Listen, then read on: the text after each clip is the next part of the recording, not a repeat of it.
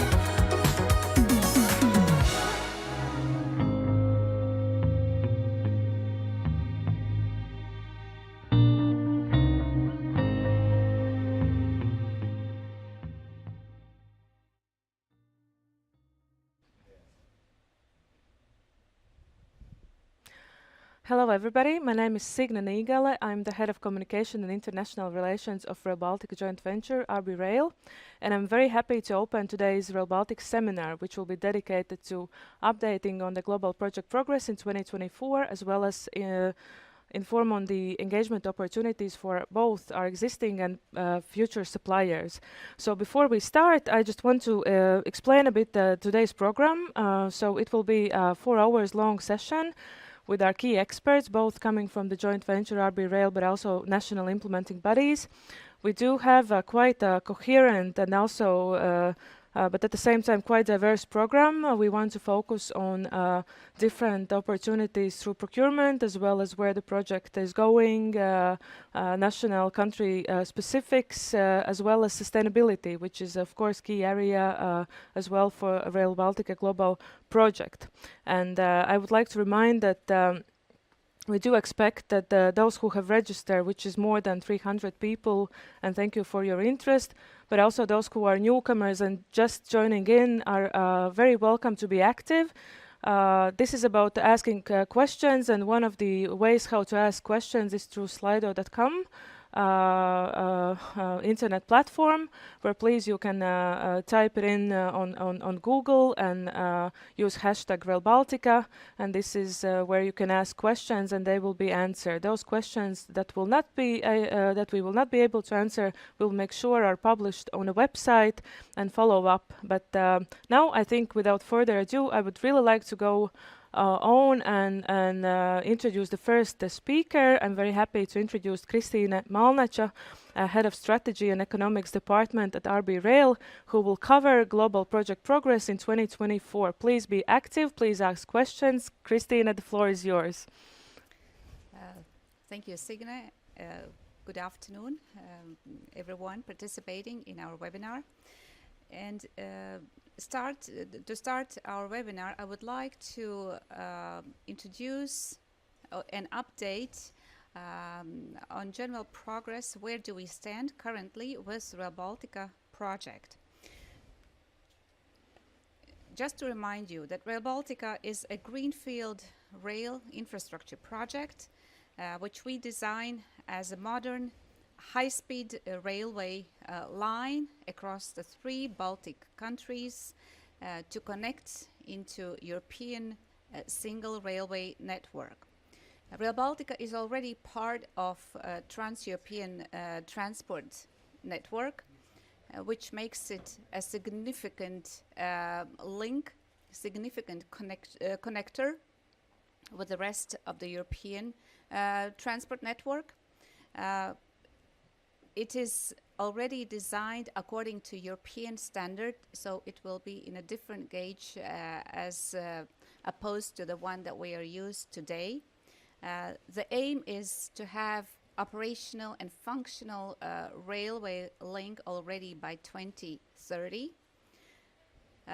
We implement Rail Baltica as a strategic transport link, which is very important for our 3 Baltic countries, but equally it is important also for European Union.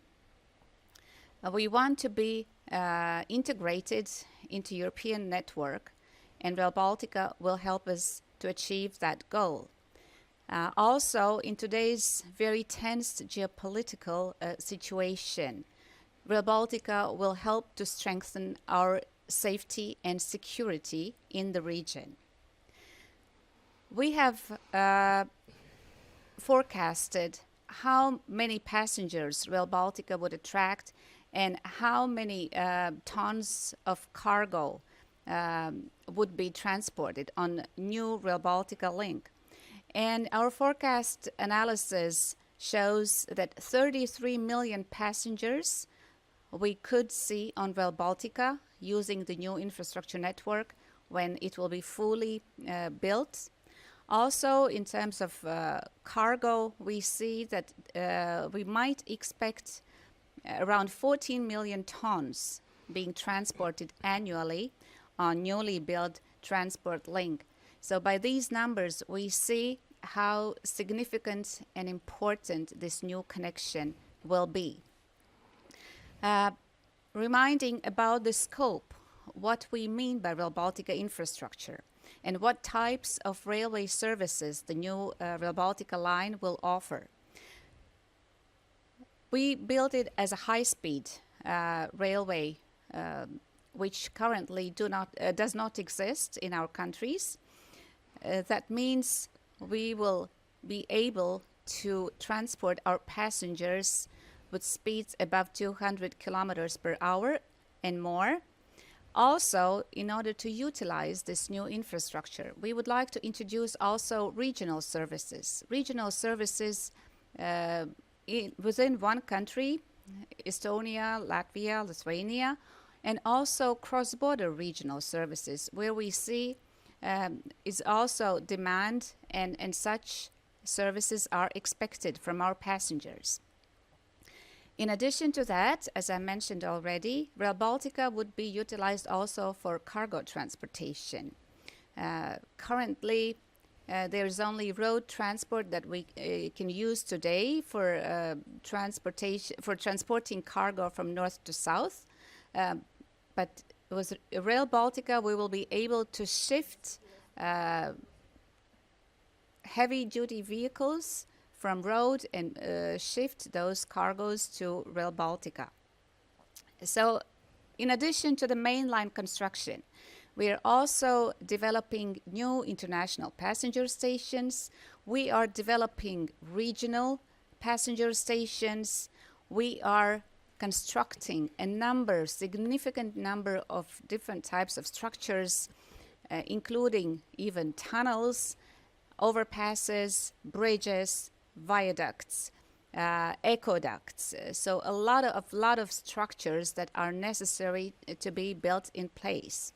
Also, we will develop new freight terminals and improve existing ones to make sure that we really develop new transport, economic, and also safety and security corridor for the Baltic states. Last year, we have done analysis trying to estimate what is the economic value of our project. And the first results shows that today we can say this project is economically viable. It is very much needed for our economies because also even today we can say that the positive value of the project that we could expect exceeds even 6 billion euros. That means that it is very much needed for our economies. It will foster economic activities in our region due to improved accessibility, improved connectivity. It will also increase GDP growth in our country, so it will significantly contribute economic development. And in addition to that, it will strengthen also our geostrategic position, so we will be even more closely integrated with the rest of the European countries, and it will help to defend our country in any circumstances that we might face in the future. If we speak about benefits for our users, potential users, then we have estimated that the most part of these benefits will be felt by our future passengers. So we believe that 80% of Rail Baltica impact and benefits will be felt by those using new passenger services on Rail Baltica. And of course, the biggest benefit will be that we will be able to save travel time between the cities in the Baltics. For example, here on the slide, you can see that to reach Tallinn from Riga, it will take only 1 hour and 40 minutes instead of 4 hours that we use today while traveling between the two cities. And similarly, time savings, everyone will benefit also traveling between other cities in Baltic region, and also when we will go further into the Europe. The first place will be Poland, of course, so we'll be able to reach Warsaw, and then from Warsaw we can go to any other city in the Europe using European single railway network. So this is the greatest benefit that we can expect from Rail Baltica for passengers. And then you can also see there are a number of other benefits that will help us to improve mobility, connectivity, accessibility, and also improve safety. If we move from road traffic to railway, then it definitely reduces the risk of getting into road accident, and this is also a good benefit for our society. In addition to the direct benefits to passengers and also freight shippers, we will see that Rail Baltica will make positive change and impact on environment and also on the use of resources. For example, Rail Baltica as electrified railway line, of course, will increase the energy usage, and we are aiming to use only renewable energy, but later in the afternoon my colleague will explain more about that topic. And this means that Rail Baltica will create also impact by reducing demand for fossil fuels. As I mentioned already before, the aim is to reduce road traffic, to reduce even air traffic, and instead to offer Rail Baltica as electrified mode of transport. Also by replacing short-haul flights with Rail Baltica between the Baltic capital cities, of course we will bring positive impact on environment, and looking at the number of passengers, as I mentioned, that we would expect. Here you can see on the screen what is expected split between the different types of services that we will offer. And our analysis shows that actually passengers are very much in need for regional services. So our citizens in the Baltic countries, they feel that there is this missing link for travel possibilities north-south or south-north direction within the countries. So Rail Baltica will bring this possibility, and therefore for regional services we expect even more than 20 million passengers annually to be served in all three Baltic countries. We also updated our traffic forecast for high-speed service, and also the aim is to introduce a night train service between the Baltics and entering further into Poland. So here we see also potential. We see potential demand for such services. Currently, there's no such possibility to use night train in any of the Baltic countries, but with Rail Baltica, such opportunity will be offered. If we compare with previous analysis that we did in 2017, at that time, we envisaged only high-speed train service on Rail Baltica. Now, as I said, we expanded that. We want to utilize full capacity of the new line, and we see the demand is there to be served. Now, we know what is happening with freight volumes in our countries due to geopolitical situation, due to war in Ukraine, due to sanctions, due to closed borders with Russia and also Belarus, or partially closed borders. So we see that there's overall drop in freight volumes, but for Rail Baltica, still we see that we have a different market to capture, and we do expect freight volumes to be shipped by Rail Baltica, and therefore we continue to develop also freight serving facilities. Coming back to passenger service, you know that we are developing also new international passenger stations, and some of them will be very well connected with airports, especially in Riga airport, where we have two new terminals located next to each other. So new Rail Baltica passenger station and also Riga airport terminal. So we would like to offer very good service for passengers using both modes of transport, creating seamless air-to-rail connection.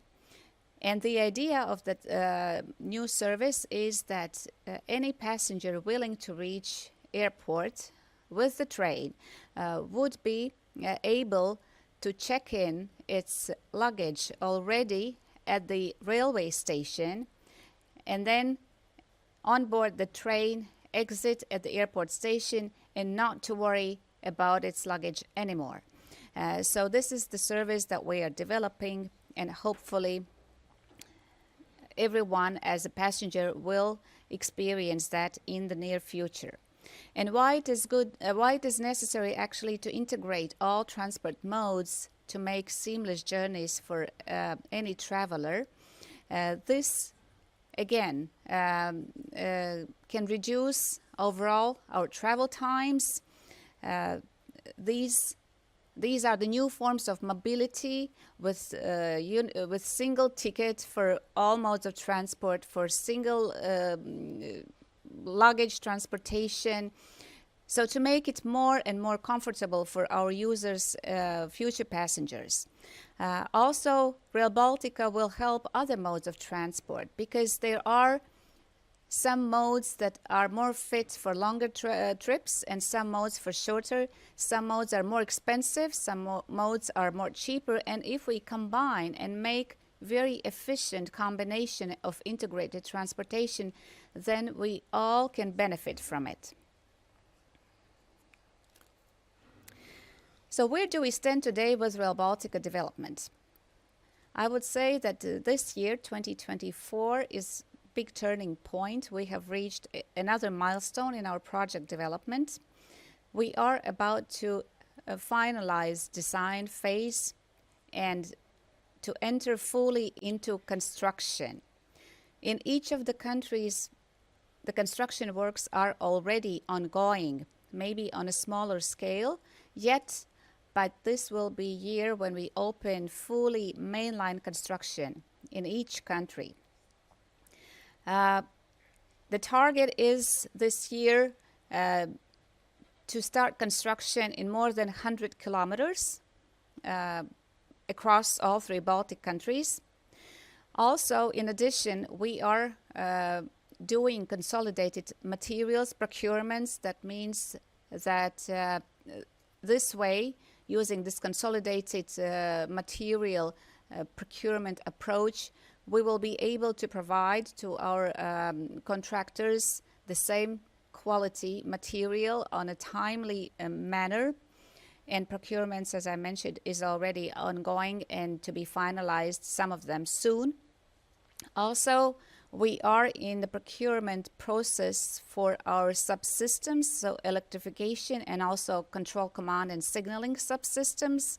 And hopefully these procurements, both of them actually, will be successfully finalized in coming months. One additional thing that we are currently working on is we are updating our new delivery program. And why do we need to do that? Rail Baltica, as part of Trans-European Transport Network, needs to be at least partially implemented and functional by 2030. This is according to European Union regulation, which says that the European transport network needs to be functional by 2030, and Rail Baltica, being part of that network, also has to commit to this target. So what we are doing currently, we are phasing the project to make sure that we will have functional connection between all three Baltic states already by 2030. That means that in this scenario, most likely full scope will not be completed by this target year, but we will make sure that we have operational connection already by the target year. Another important condition in order to succeed is to have enough investment at the right time. So everyone involved, I would encourage to mobilize all the resources that we can, that we need and we have in order to meet this target.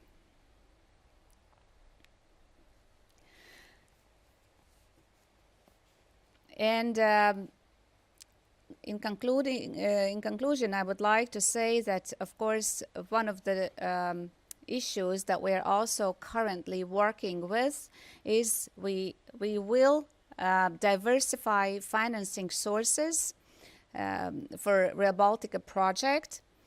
So far, we have used two main financing sources, namely European Union Connecting European Facility Program, so EU funds, and the EU contribution is very significant for this project. 85% of financing comes from the European Commission, and the rest funding comes from the national budget.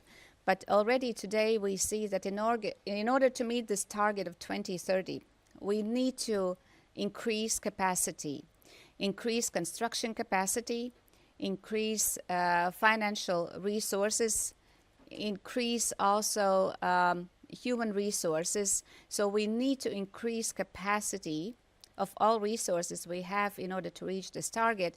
And this is one of the priorities that we are focusing this year, is how to diversify our financing sources. We have identified options that we'll look into. So grants, of course, will remain. Grants from European Commission, also from national budget, but we see that there might be a room to increase national budget financing part.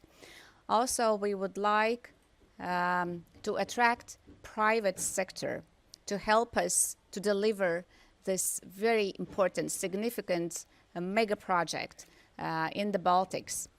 And another group that we will involve also in supporting Rail Baltica project development are financial institutions. So with the help of many players, of everyone who can contribute to Rail Baltica development, I'm sure we will reach this target and we will succeed with Rail Baltica project. And of course, in order to achieve our big goal and aim and to have this nice, very significant infrastructure in the Baltics, we are very happy that there are so many suppliers, consultants, contractors who cooperates with us and works with us together. As you can see on the map, we have supporters from all of the Europe and not only, even from other continents. Currently, we have more than 4.7 billion euros of supplier contracts already signed and used, and we are very much grateful for your support. And we are looking forward also to work with you together in the future. Thank you.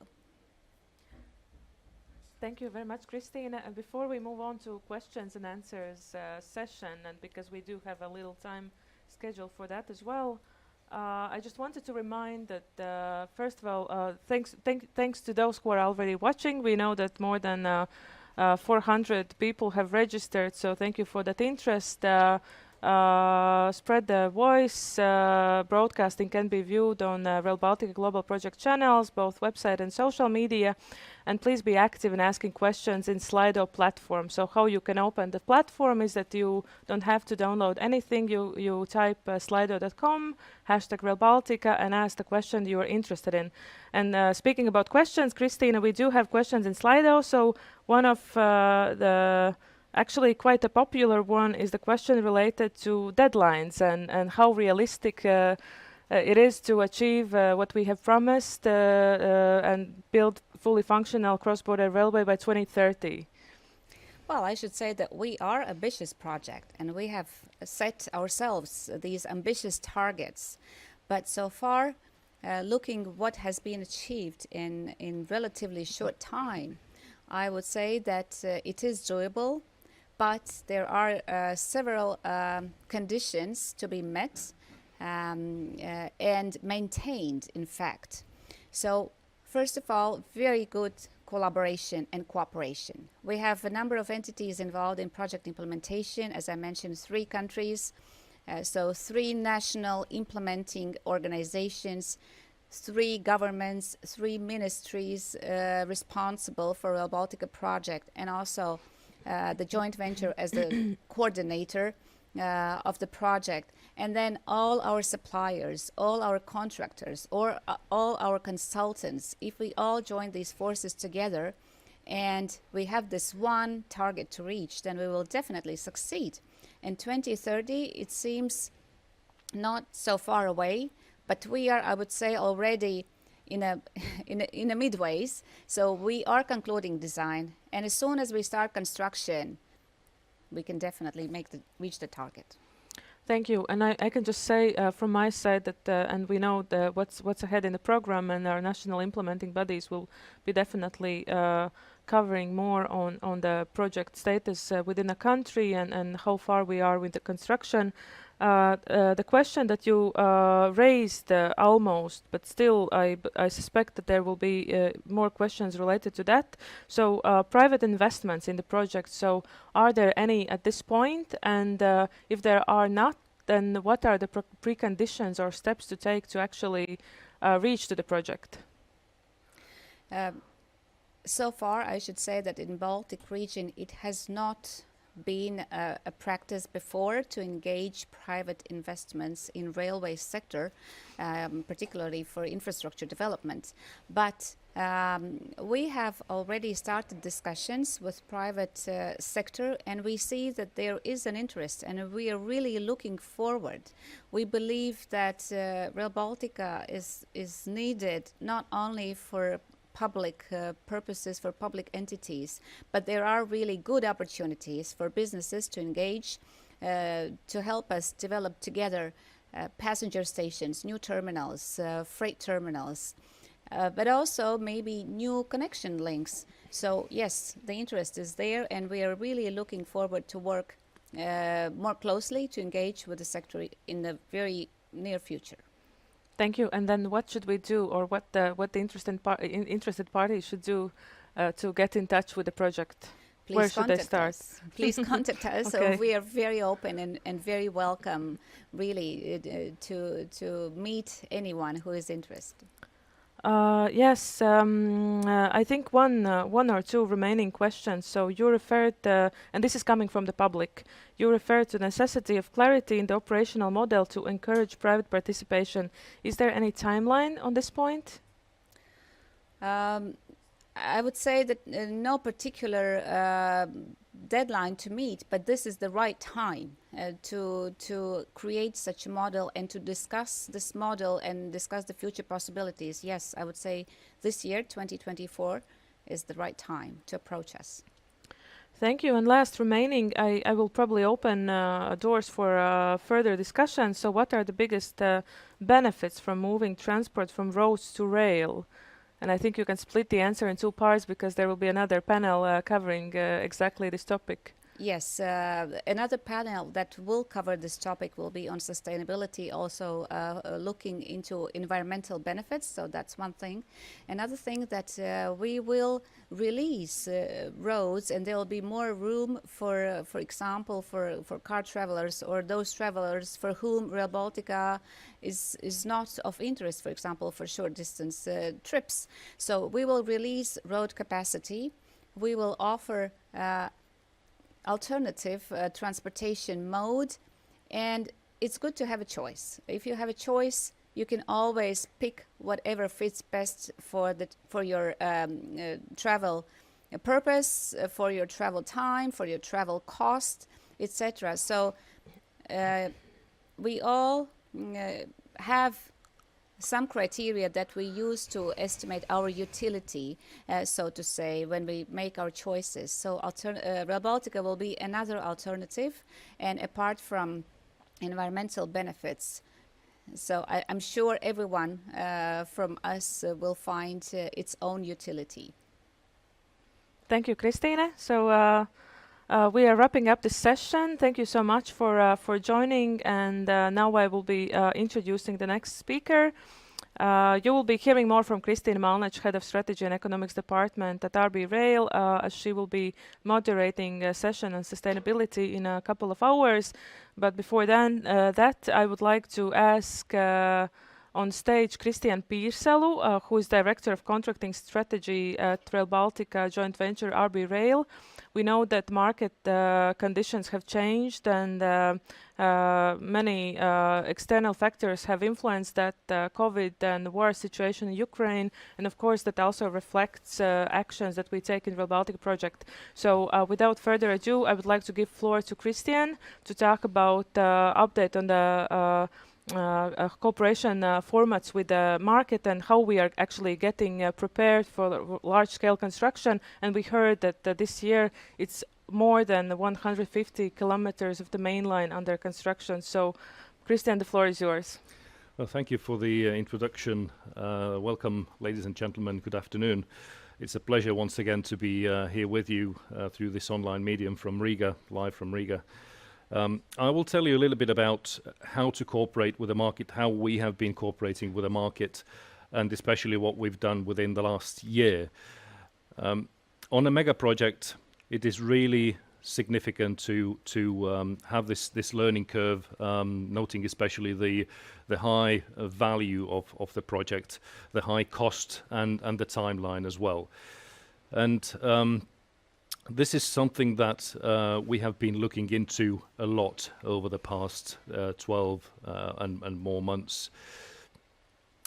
The reason behind it is exactly to find better ways of working going forward and adjusting as we go on. Now, as we are more and more getting into the construction stage, and the amounts that we are spending, the spend of the project is getting bigger, and also we have a very pressured timeline, as was mentioned also before.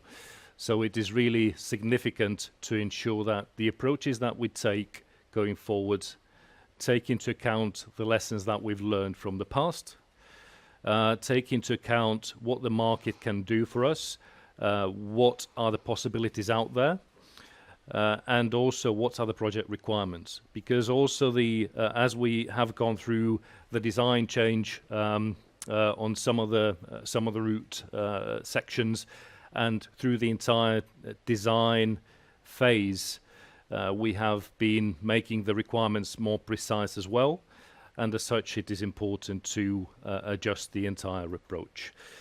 So as we've planned previously back in 2017, 2018, and undertaken the design tenders, time has moved on. There have been many changes along the way. And some of these you can see on the screen. There have been some very significant changes that nobody was able to foresee. And these have had major impact on all the infrastructure projects. And Rail Baltica is no different from any other infrastructure project. Simply, we are a mega project, so any impact that comes from these massive changes impacts us perhaps more. So we have to be very vigilant and very precise in our decisions and approaches. When the design tenders were launched, no one knew about the COVID striking us. So we had no understanding of their becoming such a difficult period. And since then we've seen the very unfortunate Russian aggression in Ukraine, the energy crisis, the heavy inflation, and also the Israel-Hamas war that all impact the market, the supply chains, logistics, and so on. So the contracts that we tendered initially were meant for a very different environment. And that's why the learnings are very important for us from that. How to ensure that going forward we can do things smarter, better, faster, and so on. So when we look at the market now, then we have high volatility that we can see pretty much regularly. So previously, before the COVID, we had set periods of stability. So whenever there was some volatility, then the stability in markets returned, and we could rely on the stability remaining for a period of time, for a certain while. Now, after COVID, we've seen so many changes and so frequent changes that even if there is some stability, it's not reliant anymore. So we have to be ready for some change all the time. So the question is how to do that. So at the moment, what the experience has been is that the material prices have been volatile, the energy prices have been volatile, so the input costs have a high degree of variability. So there's a continuous change that has to be managed by us and by our suppliers, by our partners regarding the input costs. And this means we have to do things differently. So the construction market environment overall has changed quite significantly, is what we can see. And this is the overall macroeconomic overview that we can see. Now the next question is, how does the market impact Rail Baltica more precisely? So we look at, do these changes impact the Rail Baltica project? And how do they carry over? How do they impact us? And that's the strategic element of what we are tackling and what we have been tackling also throughout 2023.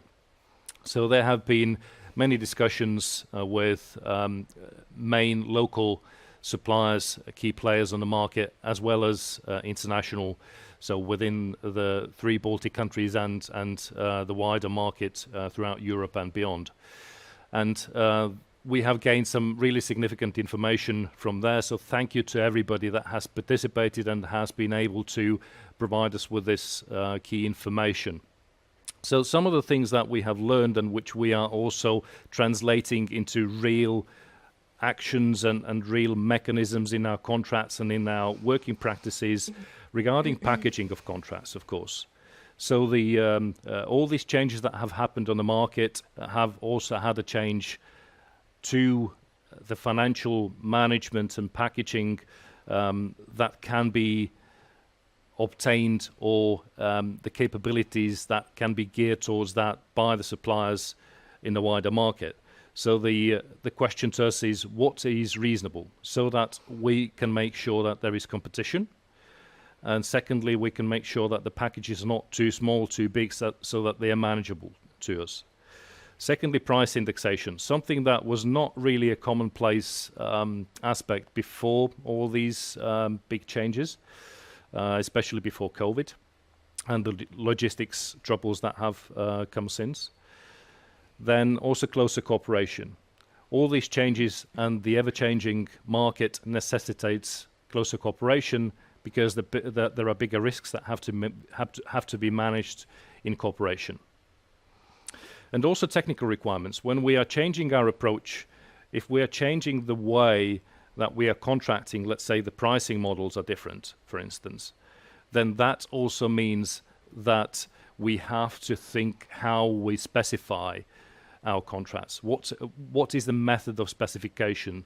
Do we focus more on the output specification or the detail specification with heavy process requirements and steps along the way? So what gives us the better flexibility? So these are the questions that we have been going through, and already tenderers can see also the changes and improvements in our contracts and in our procurement packages. And something that we have learned as well is that the client support in a bigger capacity, more client support is expected from us, from the project leaders, developers. And to be more precise, I will give you a couple of examples of that. But before I do, I would like to stress that it's important also to be able to look within oneself. And this is what we've done in combination with talking to the market. So when we have undertaken the lessons learned of previous contracts and the design phase that we have undertaken, then we have also looked upon what are the things we need to improve in our organization. And this gives us also the way ahead in discussion with the market, understanding what we are capable to change, what we can manage, and what is reasonable to do. So just to give you a couple of examples of the information that we have obtained and the significance of this information when we are preparing for next packages from a strategic viewpoint. So preferred pricing models, for instance. You can see the comparison on the slides between 2021 and 2023. So in 2021, there was still pretty much the previous practice that existed before COVID, because changes in the acceptability of approaches take a little bit of time as well. So there was pretty much still a fixed price approach that was believed to work quite well within the region, and that was kind of the practice and the preference also of pretty much anybody that was doing business mostly locally in infrastructure projects and so on. Now with the changes making big impact upon the various projects and the risk of volatility really sinking in, we have got to a place in 2023 where nobody that we talk to, and we talk to quite many companies locally and internationally, anymore prefers fixed price contracts. And this has become the most expensive thing to buy. Because of the volatility, because of the risks, and also the logistics issues that impact the timelines of projects as well, this is a risk that has to be factored in with many, many unknowns, and therefore provides a high risk margin. So this is what we have taken into account, and you can see also the Rail Baltica project shifting gradually to various more sophisticated pricing models. And something else that we can see is that actual cost models are being more and more preferred and looked into, also by the local market. And indexation is something that has become pretty much as a standard approach, that any contracts that are longer than 12 months or have the likelihood of exceeding a 12-month period, in some cases even less, have the need for indexation to make sure that the market volatility can be addressed. And of course, regular payments to ensure cash flow, because the difficulties in the market, although we have different markets also that work slightly differently. Each of the Baltic countries has their own particularities, and the international wider market works slightly differently. Then the key principles are the same. And also advance payments. We've looked into advance payment importance and the proportions, the various proportions, so you can see also the difference between 2021 and 2023. And the reason for looking into that is that it gives us understanding of the risk of cash flow for contractors and the significance of that risk. So we can see that the advance payment proportions that are preferred by the various market players have increased. And this gives us the decision that we have to make when we prepare any package, any contract, that we need to build in more ability to deal with potential advance payments and make sure that the cash flow from the start of the contract, from the start of the package, is well managed. And so overall, to recap, what we have done over the past year is we have looked at our own wider organization, predominantly with a focus of what has been good with the design phase and what needs to be improved, and how we go on with the construction phase and what are the right approaches. We have talked to the wider market regarding the various options and got quite very specific information regarding the options available and the preferences. And we have taken a look at what are the project requirements, what are the deadlines, what is the financing, and so on. And out of all that becomes a way forward for us that we have to take. So that is the overall strategic view that we have towards our packaging. So thank you very much. Thank you, Christian. To maybe warm up the questions and answers, there was a question from the public. So who are the construction companies being involved in the project? It's a wide question, but maybe you have a structured answer for that. Yes, the best way to look at who is actually involved is please open up either the e-procurement website or our website, and you can see the tender archive, who is participating, and so on. So that's the most pragmatic, factual information that we can provide. Overall, I would say that pretty much all the main local players and international players throughout Europe and throughout the railway world are participating in the project as well, because it's so big. Yes, and thank you. And then there's one question that I think that we have received numerous times, but I think it's worth repeating. So those who are asking whether it's still whether there's still options to participate in Rail Baltic project, because we are advancing and construction has started or largely starting. So what would be the answer to those who are asking whether there's still a chance to be a part of the project? There definitely is a chance to be a part, and this is something that my dear colleague Martin Splaus will soon explain as well, what the opportunities are. When looking at the opportunities, there are two ways to take part, obviously. One is as the main contractor participating in the tender, another is as a subcontractor. So depending on what is the nature of your organization, then please either approach ourselves or one of the main contractors for the opportunities. Mm-hmm. Thank you. Question from the public. So you presented various improvements and changes, but have you actually changed anything for the contracts that you are procuring? That's a very good question. Thank you. We have actually. You can see the changes in our most recent tenders. We have added indexation mechanisms there. Mm-hmm. We have improved payment terms. We have also added additional mechanisms or clauses or approaches regarding incentivizing closer cooperation. And especially, I think one key item to note is what's currently happening in Estonia with setting up the alliance contracting. So that is something that is novel and something that hasn't been done in a railway sector before throughout the Baltics. So it's definitely something we are taking on, and all this information and analysis, lessons learned and market information has given us the information to make decisions upon what we need to do, what the risks are, and how to take these approaches forward. What are the risks we need to resolve, and what are the discussions that we need to have with the market to make sure that these approaches work? Thank you. So I believe we will hear more about alliance contracting in the next session.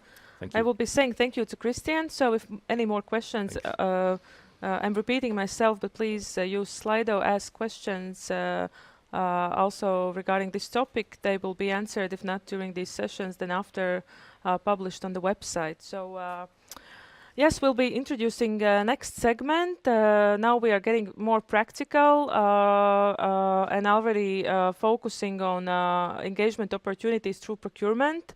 So I will be inviting on stage Martin Blaus, Head of Procurement of RB Rail, joint venture of Rail Baltica, who will give an overview of general procurement opportunities with RB Rail, and will as well explain key principles of procurement in Rail Baltica Global Project. So again, without further ado, Martin, the floor is yours. Thank you. Ladies and gentlemen, I'm glad to participate in this event and provide you with information on procurement plan of 2024. But not only, I will provide you with the information as well about the changes in the policies and standards of the project, current state of existing procurement exercises, and of course opportunities, and as usual we provide information on where and how to apply for our procurements.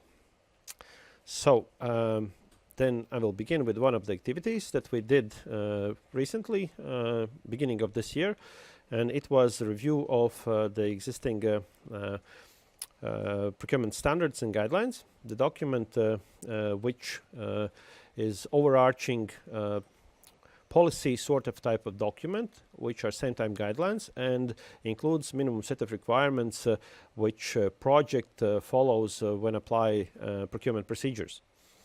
So to meet the existing needs of the project, considering the phasing and status, and when the project has rapidly moved into active procurement phase, active construction phase, we established that we need to review procedures to make policy more flexible, more friendly, and more so that we can more swiftly move with the required management items.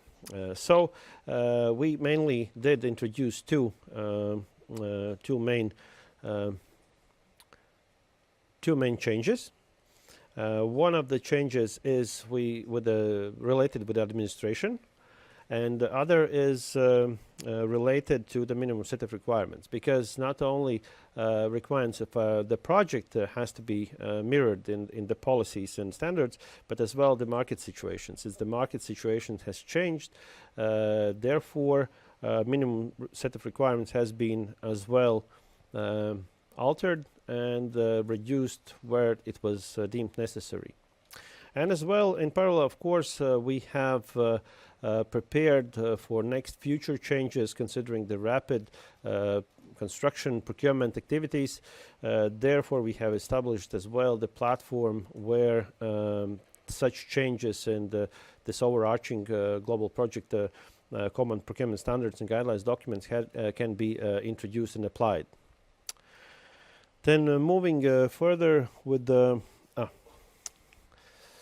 yes, I'm kind of skipping slides. You see, yes, on this slide you see that the policy document, Common Procurement Standards and Guidelines, is published on our webpage and is available in our webpage under the section Procurements.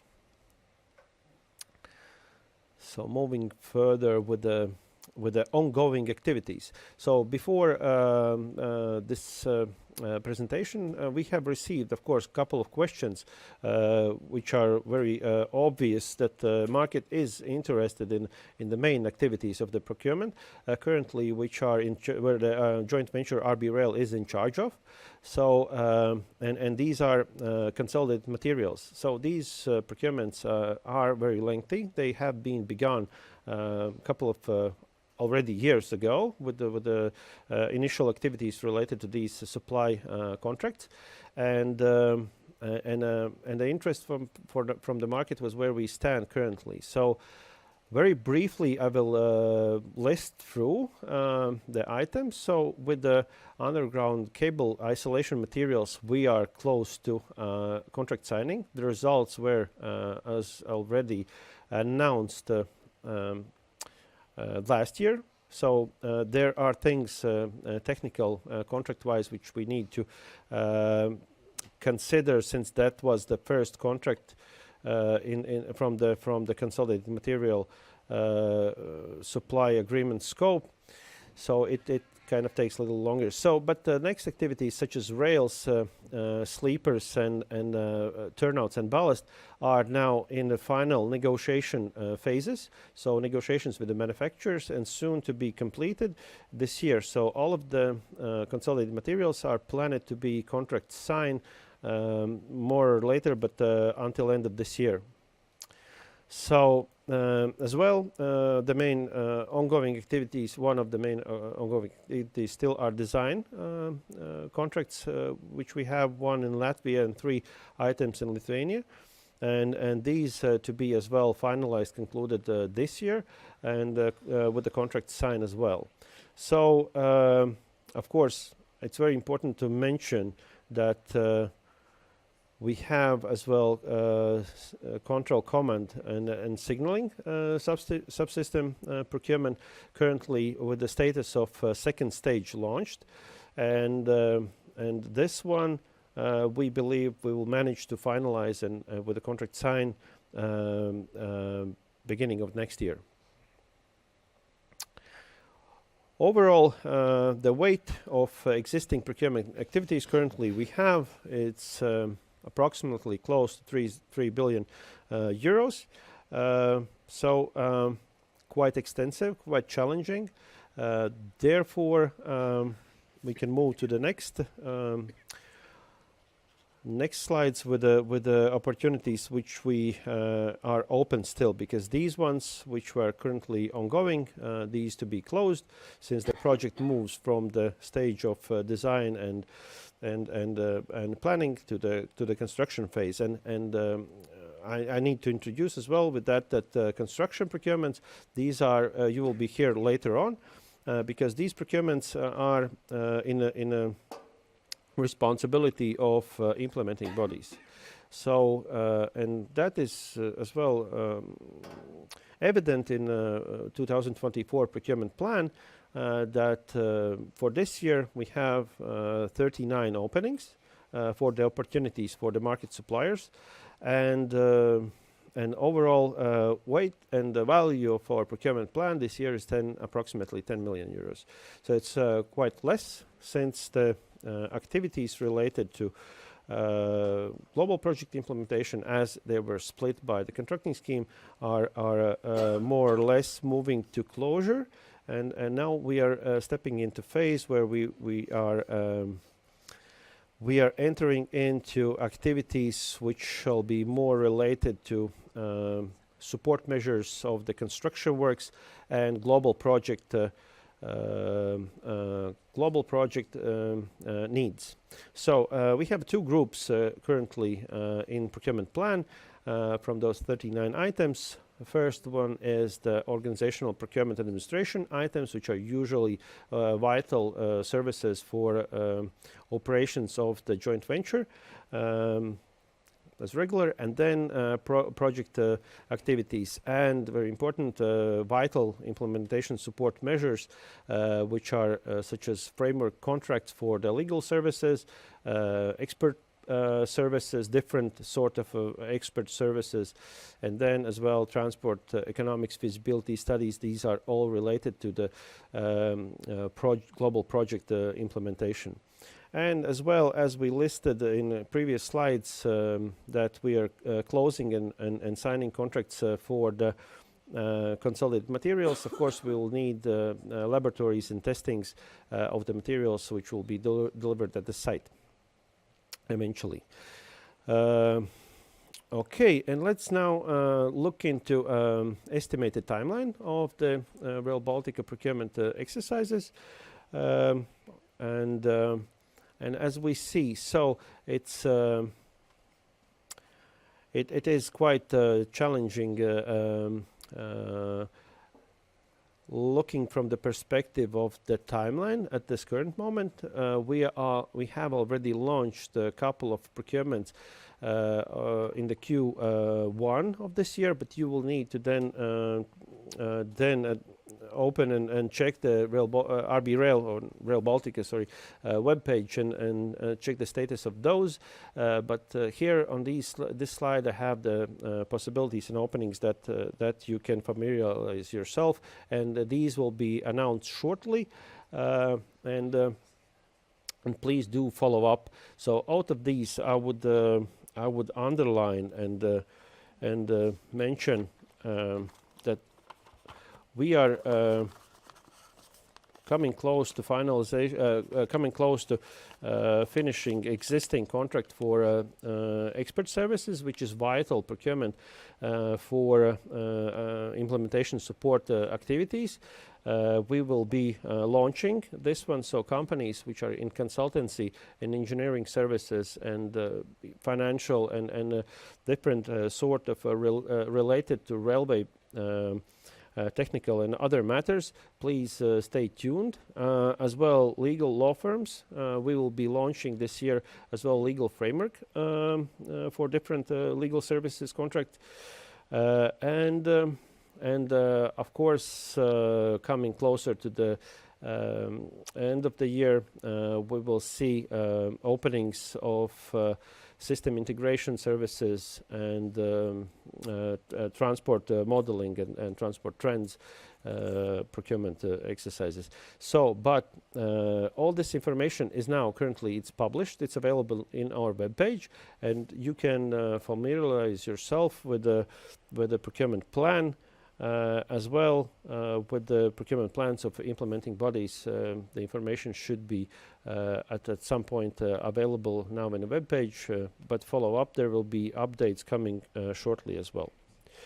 And which is as well very important to mention for newcomers as the suppliers to our project, it's how to apply our procurements. So first of all,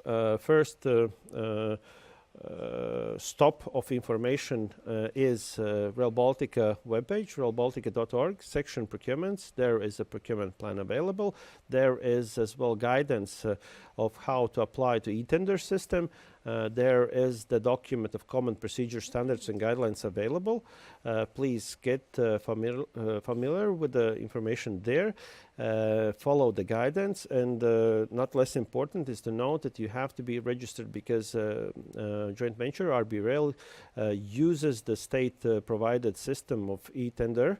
Therefore, worth to mention, registration there is for free. So if you have any questions, please address to RB Rail, procurements at railbaltica.org, and we will be glad to provide you guidance how to apply. So more or less, this is all from the perspective of procurement plan today. Yes, thank you, Martin, so much. We do have a couple of questions. A couple of them you actually covered, and some I think it's worth repeating because it's mentioned quite frequently, both through those who registered before the event, and also now we are seeing Slido questions. So what is the status with electrification and control command and signaling procurements, which we know are one of the largest procurements that we are in charge of? This is one of the big procurements currently ongoing. Procurement Commission is working that I can assure. As much information that I can provide you with is that currently the procurement is in the negotiation phase. So very detailed I'm not permitted to reveal to the public, but it is planned that the negotiations will finalize end of the summer, and we will move to contract selection of the winner and contract signing process this year. Okay, thank you. I hope the question was answered as possible. So the next question is related to consolidated procurement. Will the contractors of mainline be obliged to purchase materials, rail sleepers, turnouts under the consolidated procurement carried out by RB Rail? It is a very specific question. There has been a lot of information floating in the market in the general public about application of the consolidated material framework agreements in this project. So from the tasks given according to contracting scheme, joint venture does and procure framework agreements for the supply of the materials. Implementation strategy of the project foresees that these materials shall be supplied where the economic benefit is evident.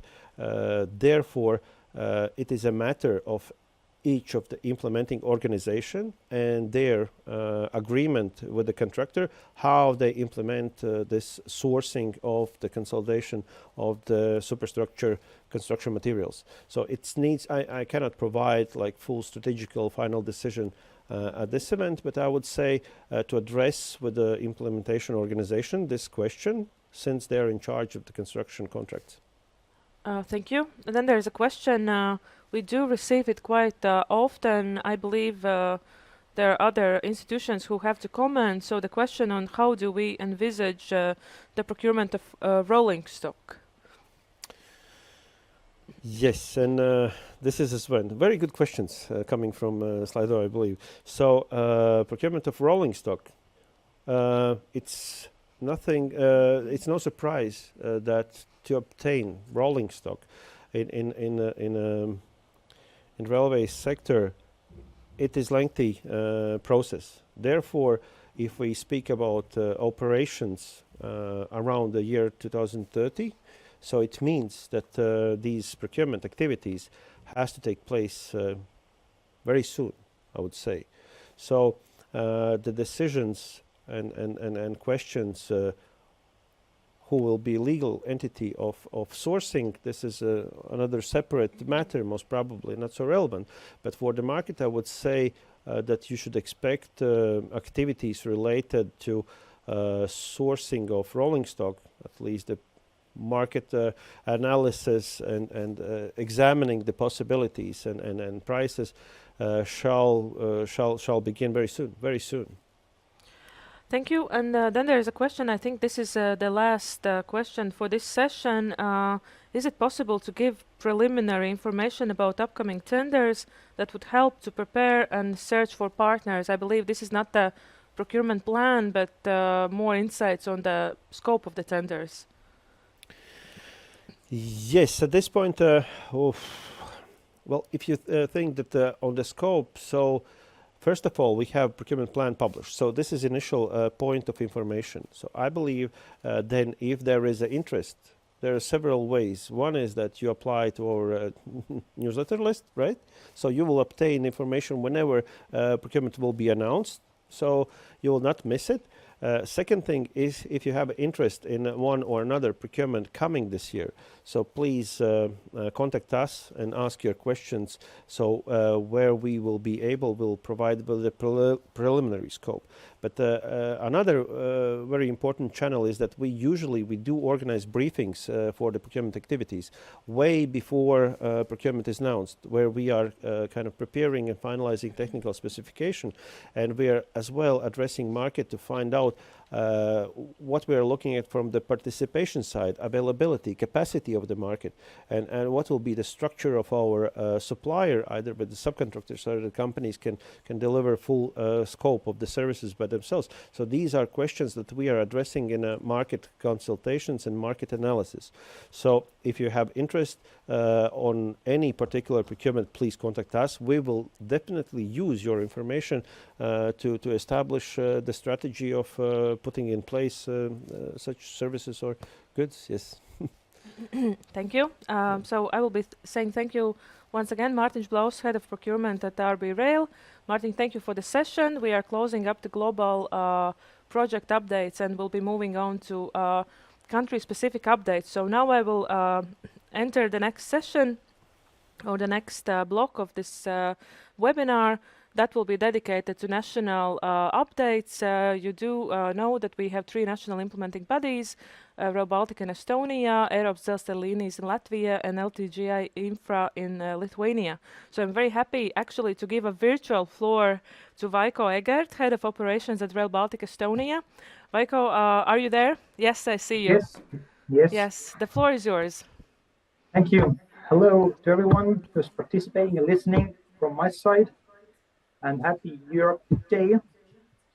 And within the next 15 minutes, I give a short overview of the project status. Somehow it's not changing slides. Okay, yes. And remind what's the scope in Estonia. And more focus will be about the upcoming and ongoing procurements of Estonia of 2024. And then a brief overview of how to participate in our tenders. So let's remind what the project covers in Estonia. The project covers 213 double-track mainline. There are 2 international passenger terminals located in Ülemiste and Pärnu. There are a couple of freight terminals. The biggest one is located in Muuga port. It's Muuga freight terminal. The smaller one is located in Pärnu. And then we have Soodowa dry port. We have 2 infrastructure maintenance facilities located together with Pärnu freight terminal and Soodowa. And then we have a rolling stock depot foreseen for light and heavy maintenance. It's near Ülemiste. Along the route, we have 12 regional stations. We have more than 100 railway crossings, approximately 33 aqueducts for animal passages, and plenty of gas pipelines and high voltage line crossings, and more than 20 kilometers noise barriers. So what is the current state? So far, we have completed 12 railway crossings. 4 out of 12 are aqueducts, and 8 are road viaducts. We've completed 16 gas pipelines and high voltage line crossings. 1 stage of Pärnu terminal is connection road to the terminal area. Under construction or contract stage is there are 3 mainline sections covering substructure of the mainline construction. There are ongoing 19 railway crossings, which 16 out of 19 are road viaducts, and the rest are aqueducts. Then under construction, there are 3 gas pipeline high voltage line crossings. There are 2 stages of Ülemiste terminal, stages under construction. 1 stage focuses on relocating 1520 railway network. Another one is practically the ground floor of Ülemiste building or terminal building. And then we have a lot of major procurements ongoing. 2 are related to Ülemiste terminal construction. There are 1 gas and high voltage line crossing procurement ongoing. And then we have 5 mainline sections covering substructure works of the Rail Baltic railway line. And then we have 1 stage of Pärnu IMF works. Right? Practically, it means that we prepare the ground for the interim material storage that can be used for the pallets, sleepers, rails storage during construction.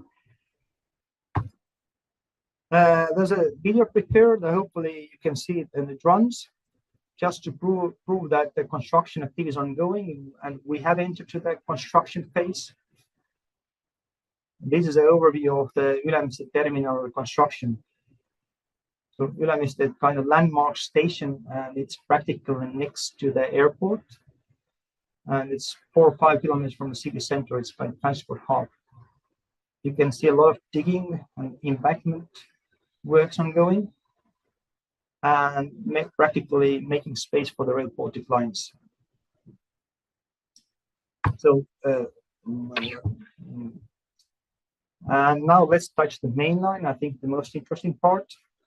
What is the status with the main line construction? You can see on the right there's this railway alignment through Estonia, and it goes through 3 counties. The northern county is Harju, and the middle one is Rapla, and then the biggest county that railway goes through is Pärnu. And you can see on 3 circles that I have marked that this section that is under construction. The first one from the north side, Ülemiste-Lagedi, it's approximately 5 kilometers, and we signed the contract recently at the beginning of the year. And you can see the contract value from the slide. And the next 2 one in Rapla County, from Harju and Rapla border to Loone, 9.4 kilometers, is under construction, and the further on the next section.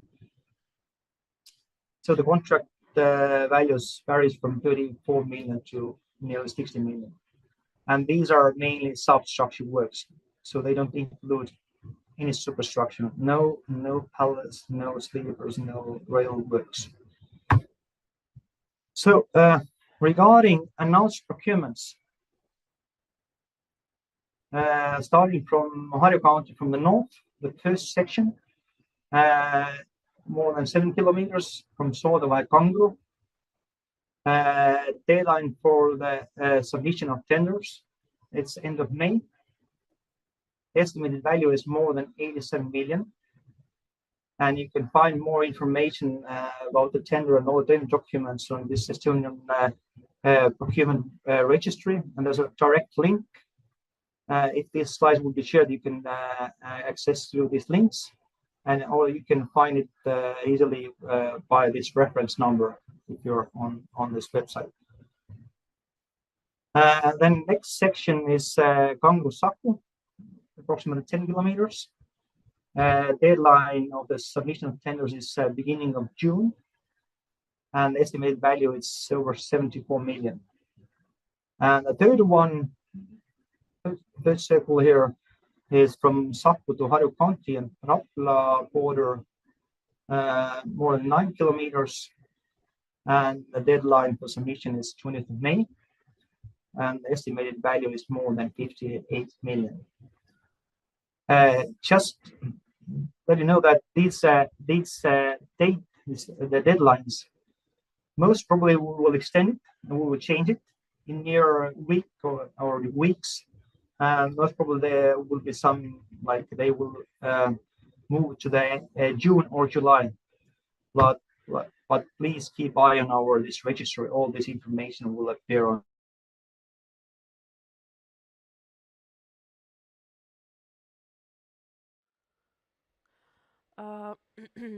So I see that we have some technical issues with Vaiko. So Vaiko, do we have you there, or should we continue with perhaps the next speaker and then come back?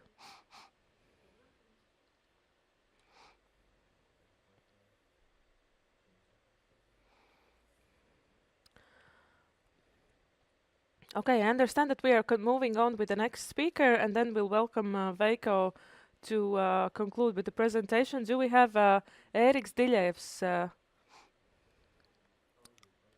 So apologies for the technical break, so we will need 30 seconds to fix, and then we're back on air.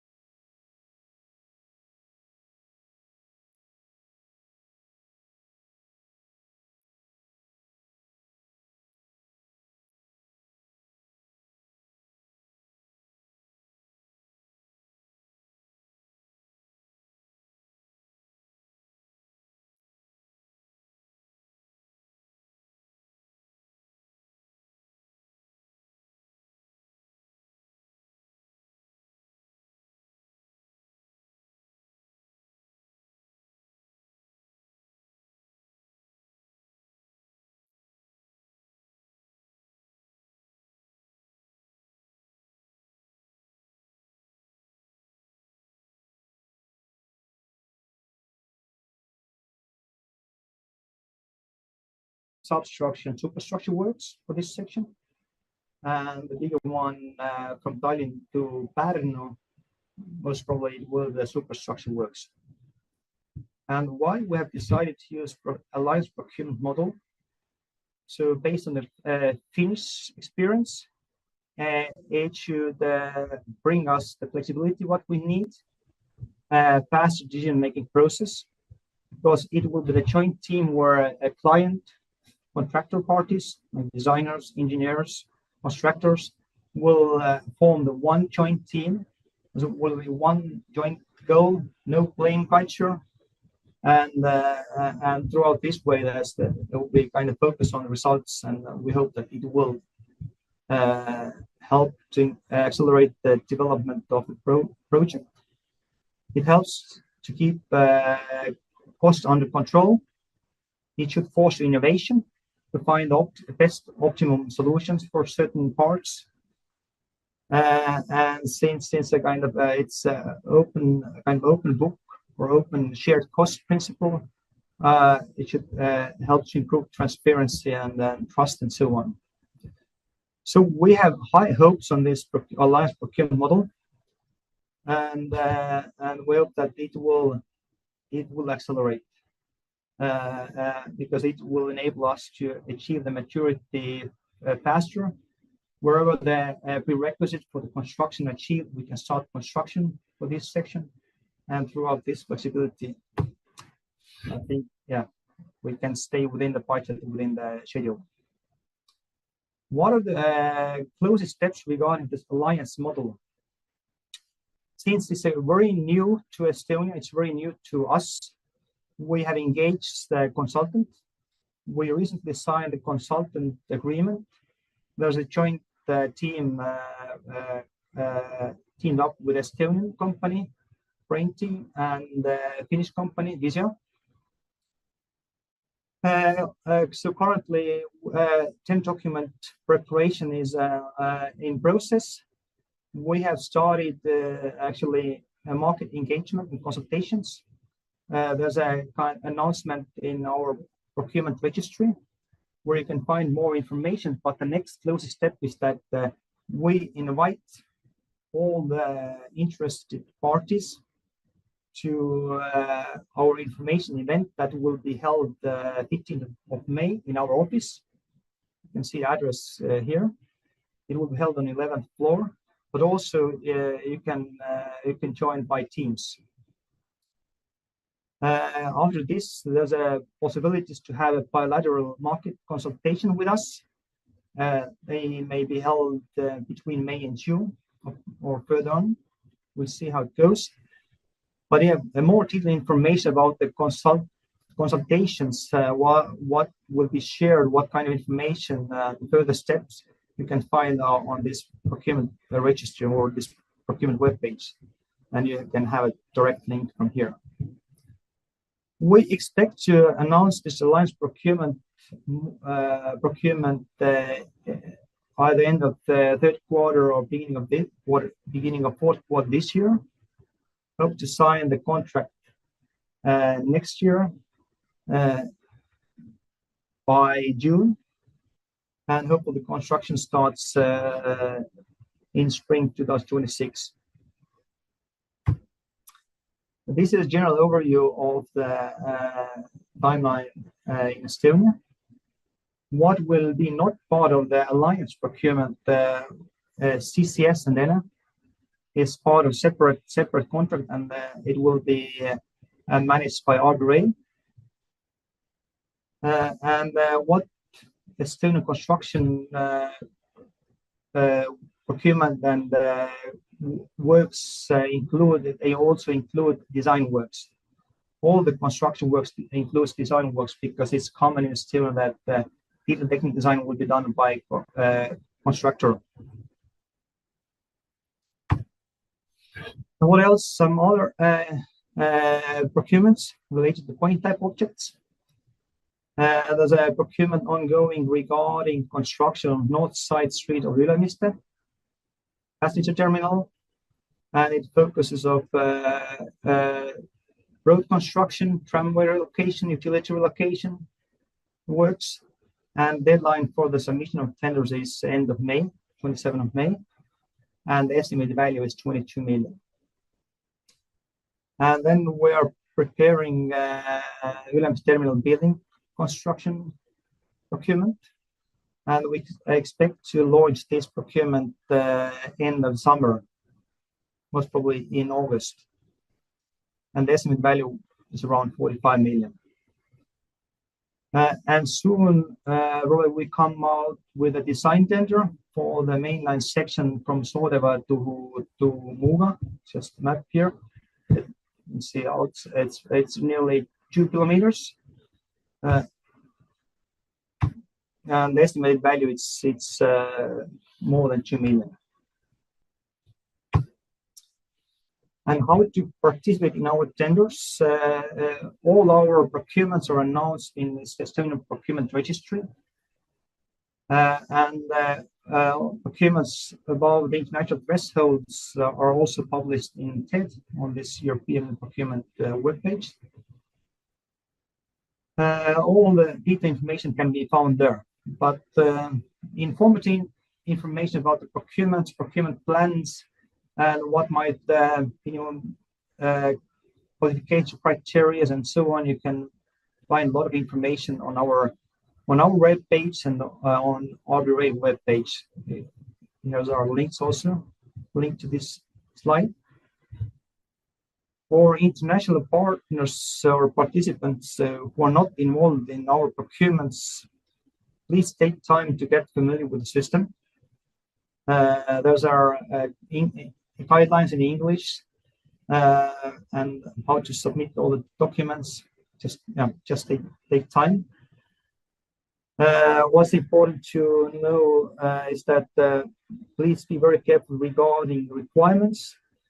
What is needed to submit, all the documents needs to be part of the tender. Later on, you can't supplement your tender, and if something is missing, you will be automatically disqualified.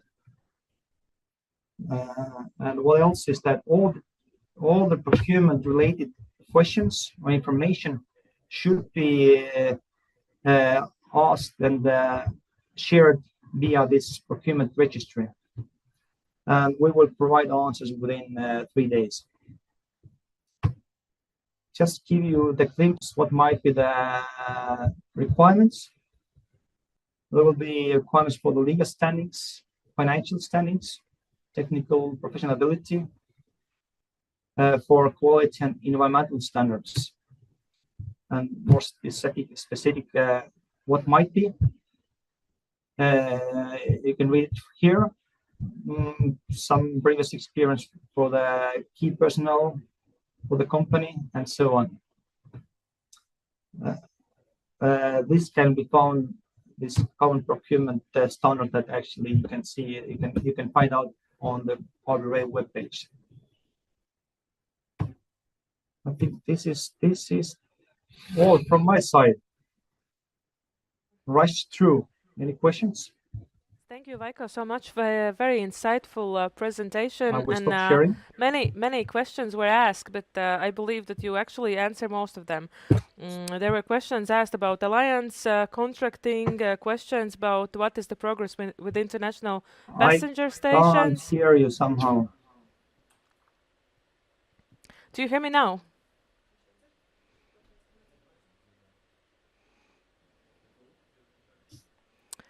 All right, so we will move on with the next speaker. Thank you, Vaiko, very much for the presentation. Questions and answers, I believe, will be answered after the webinar and published on the website. So now I'm happy to introduce Eiropas Dzelzceļa, chairman of the board of Eiropas Dzelzceļa līnijas, who will be speaking about the progress in Latvia and also construction opportunities and progress in construction. So Eiropas, do we have you there?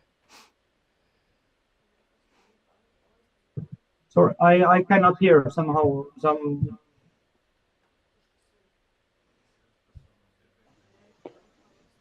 So according to agenda, then should be.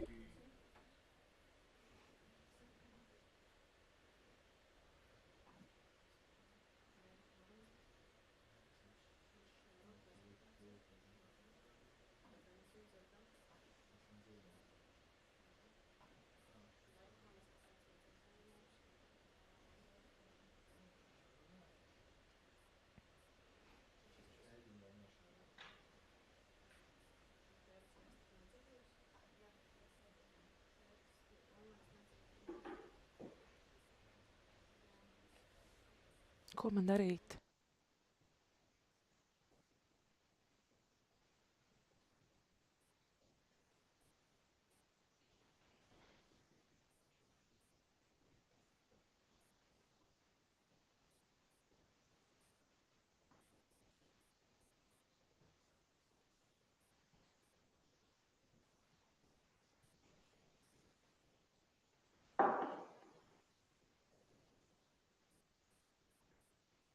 So, I will start with Latvia.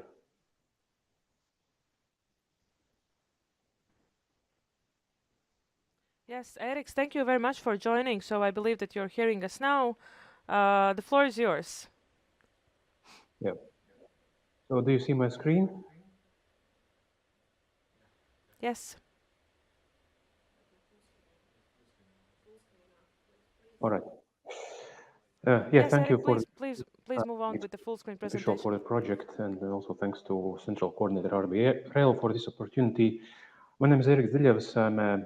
I'm recently appointed as a interim chairman of the management board at national implementing body of Latvia, Eiropas Dzelzceļa līnijas. So I'm quite thankful for this opportunity, and yeah, obviously full speed ahead to achieve our commitment to deliver the operational railway by 2030. So then I'll explain what's happening in Latvia. Basically, here you can see, let's say, Rail Baltica alignment in Latvia with all the so-called point type objects. Those are mobility points or regional stations. Then we have in total 16 of regional stations in Latvia. Then we have 2 infrastructure maintenance facilities. Here, one next to Skulta, and then one in the south part in Iecava, and those are also currently being used as a construction basis for the mainland construction works, so to ensure all the construction logistics properly. Then we have a Salaspils freight terminal, which is here in the middle, and then we have 2 international stations, Riga Central Station and Riga Airport Station. Then also a rolling stock, as you can see it here. It's in the southern part of Riga, basically. And currently, I would say globally the works are ongoing in all those areas except rolling stock depot. And the total length of alignment Latvia is around 265 kilometers.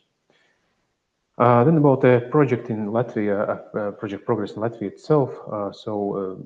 If some of you know has been in Riga recently, and traveled through Riga Airport, then most likely you would see the construction sites where Rail Baltica construction are ongoing.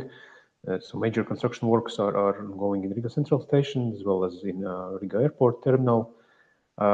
Here in the pictures, you could see in the beginning of this year there was also the I would say quite big ceremony, and one of the milestones were achieved of assembling together the roof structure.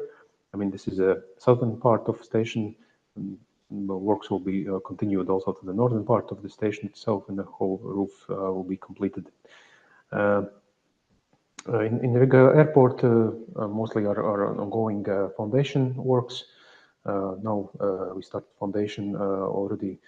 Pile drilling for main terminal. And then apart from those 2 major constructions, then this year we plan to finish also the Salaspils intermodal freight terminal design works. Then ongoing designs are also for 2 infrastructure maintenance facilities in Iecava and Skulta. First building permit already was received for Iecava maintenance facility, which will be used as this construction base. Then also huge milestone what we achieved was last year in December, where this mainline construction contract was signed. And this is really, let's say, big milestone for Latvia, having this mainline contractor on board. And also we expect to start construction works this year, but I will touch about this a bit later. Then obviously, as for every railway project, we need to acquire land, and progress is accelerating. Currently, we have covered almost 50% of necessary land units, but our let's say land acquisition team, together with central coordinator and with designers, are moving quite fast ahead to acquire land as soon as possible. And then we also, in parallel, are developing this railway infrastructure management model, because currently our organization is being appointed as a temporary infrastructure manager. However, it's still in, let's say, political discussions how it will be organized later, who will be the infrastructure permanent infrastructure manager. But yeah, those decisions will come later. Then first, I would quickly go through Riga Central Station construction object. So here you can see information about the project itself. I will not, let's say, repeat it, who is the author, but basically the main contractor is a joint venture from Besiks and Rere local company, and also Rizani Decker. FedEx supervision is done by Aegis and Deutsche Bahn. So what added value basically also this brings to, let's say, Riga City is that we have provisional investments already, what we plan to, to invest in this central hub, but also it's a good example how to use this Diga once approach, because also Riga City within these construction works, they see how they could also develop the infrastructure around Riga City. So also they applied for several funding for road works around Riga, for let's say adjusting their infrastructure to Riga Central Station needs and also purposes. So this for sure will change the area of Riga, and will, how to say, we will transform also this, let's say, city vibe from how it is right now, having this huge embankment in between and splitting Soham city in two parts at that area. And then obviously there is a new bridge over Daugava River next to this old historical railway bridge. So also this was aligned with local authorities, so that this historical bridge look and the structure is kept, so it's visible, and our Rail Baltic railway bridge will be just next to the existing one. And we already started the construction works for the first piles in the river. And then we are also expecting the outcome of next financing call, where certain activities are also put in for this structure. Here you can see photos. As I mentioned, yes, this roof assembling, and here on the right side, those are the first pile works in river for new bridge. Then about Riga International Airport Station. Similar as Riga Central Station, construction works are ongoing.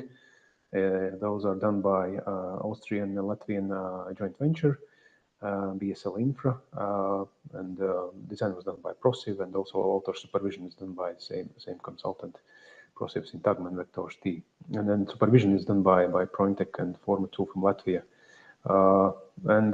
This is also a good example how to let's say show this connectivity for various transport networks, and also we have a huge, let's say, support also from our national carrier Rail Baltica about having this let's say railway hub next to airport, because this is maybe something new for Latvia, but for other European countries, central and western and other parts of the world, this is a, let's say, everyday practice to have this railway link connection to airport. Then here are some photos, as I mentioned. So mostly all the, let's say, preparatory road works were completed. The next phase had started, and now we also started the terminal foundation construction itself.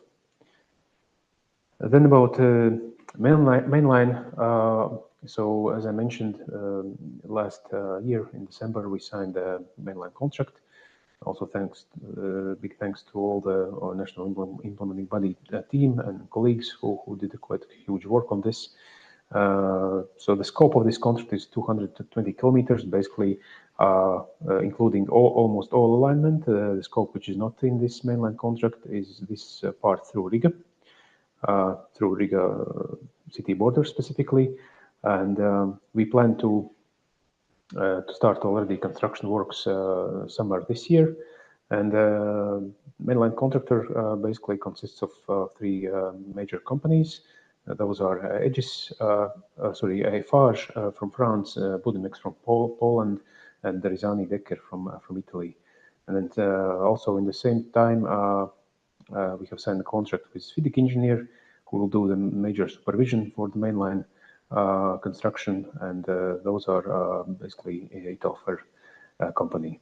And as I mentioned, yes, so we have already received financing for the southern part of Latvia. Those are basically 13 kilometers, for which we plan to start construction in this summer. Now, contractors are checking and reviewing designs, as is typical practice, in railway construction. And then they're doing all necessary works to mobilize and then to prepare the site so that the construction works can start. And also good news were received in spring this year. We received funding for this combined bridge construction. This was funded from military mobility activity, and also now designers are finalizing design for the combined bridge so that it will be ready for construction early next year. And this is here on the bypass of Riga, and where Rail Baltica goes. Then about, let's say, still ongoing design activities. So as I mentioned, design works foreseen to be completed by the end of this year for Southpole's intermodal freight terminal. Initial plan, was to, to provide this future connectivity for freight rail, and to have a let's say point where we can transform from road to rail all the cargo, and where we have also connection with 1520 railway, existing railway tracks. Obviously, due to these recent political events that's happening in East, also Latvia itself needs to think how to change, let's say, the freight movement from east to west. Now we're thinking to prioritize south to north direction, and also this Southpost freight terminal for sure will ensure it.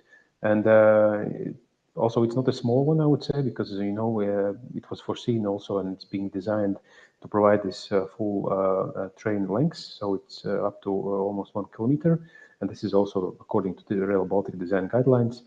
And then also the capacity of terminal is quite big, up to 2,100 tons, and also the area, it's quite huge what it takes to provide all the infrastructure around the terminal. Then about infrastructure maintenance facilities. So as I mentioned, yes, we have 2 of them in Latvia. So currently design works are ongoing, and we received first building permit approval from Southern IMF in Iecava, and so also we plan to start construction work soon with this building permit, so it will be as this construction base.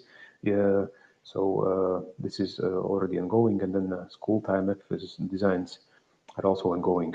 What is important that also these IMF locations were foreseen in such a way that also it provides connectivity to existing railway, and then also these design works 1520 connections are designed so that we have also access from 1520 railway network, because we also need to ensure this supply of all those railway materials for ballast rails and sleepers and others. So this was already taken into account. Then what in relation to today's seminar, as I previously explained, mostly all the works we have covered in terms of procurement. Those which you see right now, these are currently, let's say, published or to be announced, and mostly about land acquisition services. Then we have additional one, which is about the research of required and planned competencies for Rail Baltica. This also will be, well, it's announced, and we will see the results soon. And then the last one about also integration of Rail Baltic regional stations in the public transport network. But obviously, I believe you have many questions. For example, how you could take part as a service provider or contractor or different company for Rail Baltic construction. Then you are more than welcome to approach us. We could provide contact details or direct to the right responsible person for this, how to get in touch with contractors, and we would be more than welcome to do so. That's it from my side. Thank you. So I'm ready to answer your questions. Yes. Thank you, Eriks. Thank you very much for joining, and thank you for the insightful presentation. Obviously, the biggest questions are related to mainland construction, considering the scale of the construction works ahead. So when can we then expect that the massive construction works outside Riga would start? Yeah, thank you. This is a quite common question recently. So massive construction works will start in summer this year outside of Riga, and then gradually we will, let's say, move and show the construction progress next year, where we are expect to have a full-scale construction in all the south section of Latvia, then moving gradually towards the north and towards the Riga airport direction. So yeah, but the answer is this summer. Thank you. The next consecutive question is actually related to North that you mentioned. So what are the plans and when to start constructing also towards Estonia? First of all, together with Central Coordinator, we are also, let's say, creating this, or we have done and compiled the delivery strategy. Let's say this is document how we implement the project. And then also, let's say, delivery strategy is based on operational sections. And then we see with which section it's more logical to start. And that's why we are going to start with south section and then moving towards north. As I mentioned, for example, we have already received funding for this combined bridge, which is in the middle, actually right in the middle of Rail Baltic alignment Latvia.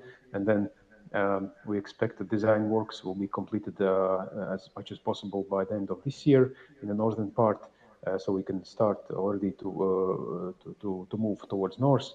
But as I mentioned, so this is also aligned with contractor, because we plan that there are going to be two main construction bases, one in south of Latvia, one in north, and then we let's say once we have the maturity and all the, let's say, preparatory works have been completed, then we instruct the contractor to go north.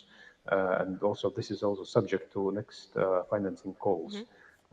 Once we have all those elements in place, and we are moving towards north, but obviously it's going to happen anywhere, anyway, but I cannot tell you the exact, let's say, date. As I mentioned, so first is design works finished by the end of this year, then financing will be received, and next application will be prepared. So most likely, let's say, not before, let's say, end of next year for sure.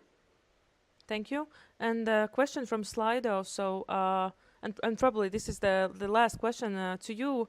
So you have concluded the agreement on mainland construction through public procurement. Are there any further opportunities for suppliers to still get involved in construction of mainland Latvia? And if so, then what are the steps they should take? Yeah, for sure. Thanks for the question. So everybody who is interested to get in touch regarding mainland construction works, we would provide contact details, and you could approach all those representatives from a joint venture of ERB, and they would be more than welcome to respond and to include, to receive your proposal or information about your services which you provide. So yes, we could, help to get in touch with the mainland contractor. Thank you. I don't see any more questions. Eiropas, I will say huge thanks for you to join and to share this presentation. If there will be more questions, as promised before, we will publish them on the website of Rail Baltica and the websites of national implementing bodies. Now I would like to invite again on the virtual stage Mantas Jasikonis, Program Manager at LTG Infra, Rail Baltica Management.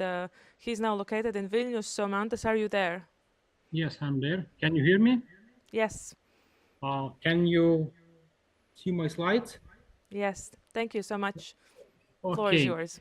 First of all, thank you very much for the opportunity to participate in this webinar.